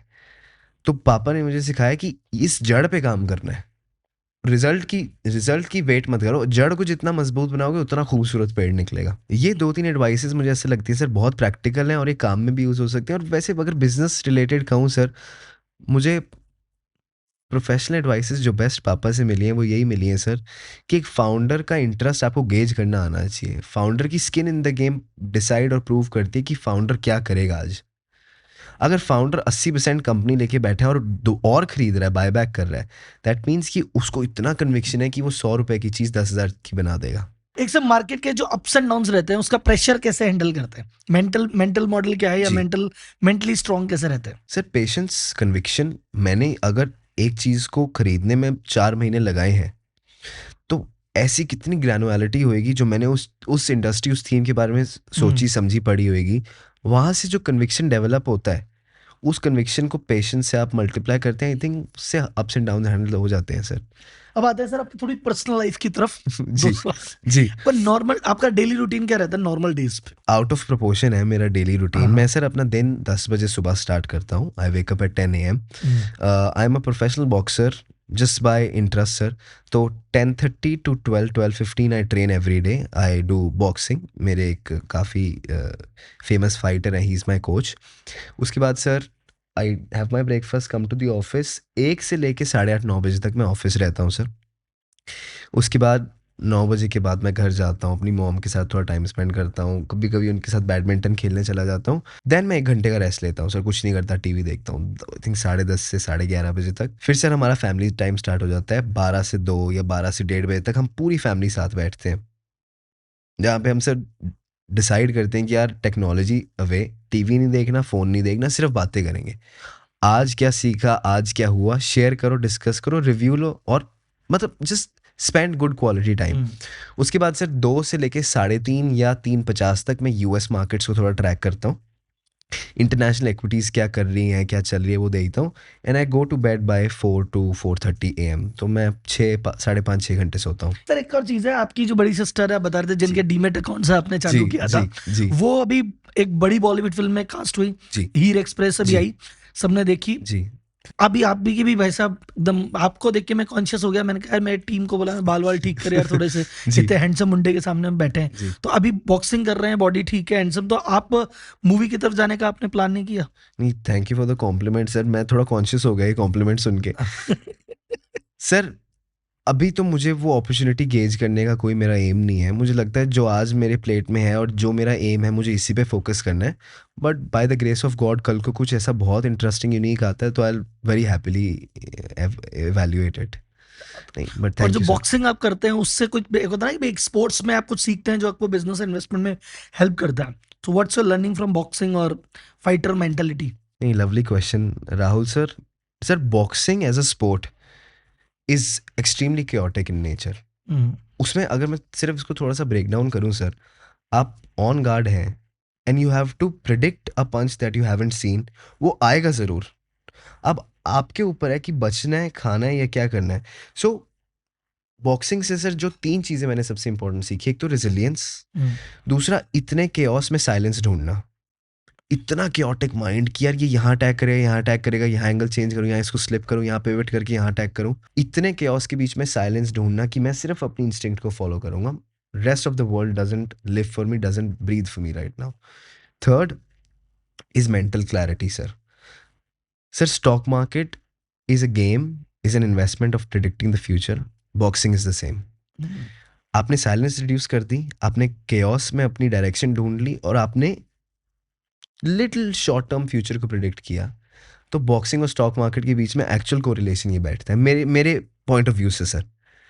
बट मैं चाहूँगा सर सबको ये आपके पॉडकास्ट के थ्रू बताना that everyone who's a teenager or not even a teenager, I motivate people that they should really take up some martial arts class, not just for a healthy body, not just for self defense, but for mental clarity sir.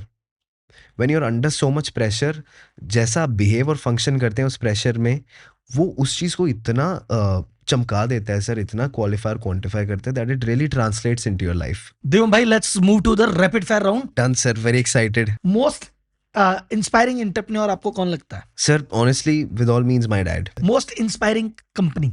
Sir Tata group. Most inspiring investor, because investing field में काफी active है। Radha Krishna Damani sir. Favourite city in India? Chandigarh sir. Favourite city in world? Dubai. One movie that you would recommend? 12th fail sir. One book that you would recommend? Ikigai without a doubt. Most proud moment of your life? Sir मैं ना 7th class में था और 7th class का बच्चा, मेरा wait हो गया था 86 kg। मैं इतना मोटा हो गया था सर दैट, और हमने सर अंबाला से चंडीगढ़ जस्ट रिसेंटली शिफ्ट किया था उस टाइम पे। तो एक Ambala is a town, Chandigarh is a full fledged British city sir. वहाँ से यहाँ का पिवट एक मतलब एक मिडिल क्लास बच्चे के लिए, जिसको एक तो इसकी इंग्लिश प्रोनाउंसिएशन अच्छी नहीं है और जो फिजिकली भी थोड़ा डिस्टॉर्टेड सा है, तो मुझे ना सर वो बहुत ज़्यादा हिट करता था। 6-8 महीने मुझे वो इतना तंग किया, इतना तंग किया, इतना हिट किया सर। 7th क्लास में जो मैंने जर्नी स्टार्ट की 86 kg से वेट लॉस की, with in 9 months I lost 28 kg sir. तो जब वो एक वो डाइवर्जेंस देखा ना सर कि ये मैं था 9 महीने पहले, आज मैं 30 किलो कम करके मैं यहाँ आ गया हूँ, वो जर्नी तो मेरे लिए प्राउड मोमेंट था। But I remember that one day sir, जब मैंने अपने आप को मिरर में देखा कि यार मैंने अपने अंदर से 2 आदमी निकाल दिए पूरे और मैं आज यहाँ खड़ा हूँ, मेरे लिए तो वो सबसे ज़्यादा प्राउड मोमेंट था। बेस्ट एडवाइस जो आपको फादर से रिसीव हुई? सुनो सबकी, करो अपनी। वन लर्निंग जो आपको एक गलती करके, मिस्टेक करके लगी कि अरे यार शिट, और उसके बाद आपने सीखी? One learning is never repeat that same mistake again. Advice to parents, अपने बच्चों को यार ऐसे रखो। राहुल सर, मुझे ऐसा लगता है कि पेरेंट्स को from my point of view अपने बच्चों को इतनी फ्रीडम देनी चाहिए कि जो उनका माइंड कहता है वो उनको करना चाहिए। लेकिन एज अ पेरेंट आपको सिर्फ एक चीज़ इंश्योर करनी चाहिए कि अगर आपका बच्चा किसी एक प्रोग्रेशन की तरफ दौड़ रहा है, आप सिर्फ इतना सुनिश्चित करें कि जब वो गिरे उसकी लैंडिंग सॉफ्ट हो। सर अगर मैं क्रिकेट खेलते खेलते ग्रास पे गिरूं या सीमेंट पे गिरूं, ग्रास की चोट से मैं रिकवर कर जाऊंगा, सीमेंट की चोट से मैं रिकवर नहीं कर पाऊंगा। तो फेलियर इतना हो कि डाइजेस्टेबल हो। वैसे तो फेलियर नहीं होना चाहिए सर, लेकिन अगर फेलियर हो भी तो वो डाइजेस्टेबल हो, और ये सिर्फ एक पेरेंट ही डिराइव कर सकता है सर, ये किसी बच्चे के हाथ में नहीं होता। एज अ पेरेंट आप अपने बच्चों के दोस्त बनिए, उनसे सीखिए, समझिए, उनकी जनरेशन के स्लैंग्स को सुन के समझिए, मानिए, लेकिन इस चीज़ का ध्यान रखिए कि जब आपका बच्चा किसी भी चीज़ में अपनी ज़िंदगी में गिरेगा तो आपके हाथ उसके गिरने के नीचे ज़रूर होने चाहिए। An advice to the young investors. Sir young investor के लिए मेरी एक ही जेनरिक एडवाइस रहेगी कि before taking a decision, before investing money, जितनी ज़्यादा नॉलेज होएगी उतने ज़्यादा इफ्स एंड बट्स कैंसिल होते रहेंगे। जितने इफ्स एंड बट्स कैंसिल होएंगे ना सर, उतना क्लियर आपका प्रोसेस, आपका वैलिडेशन और आपका प्रोडक्ट बनेगा जहाँ पे आप लैंड करेंगे। तो बिफोर इन्वेस्टिंग और बिफोर एनी बिजनेस सर, पूरी इंडस्ट्री जानिए, सारे मैथमेटिक्स जानिए, सारे टर्म्स एंड टेक्नोलॉजीज जानिए, सारे एल्गोरिदम सीखिए, सारे एल्गोरिदम्स पढ़िए, पास्ट को रीड कीजिए, प्रेजेंट को देखें कि प्रेजेंट और पास्ट में क्या डाइवर्जेंस है।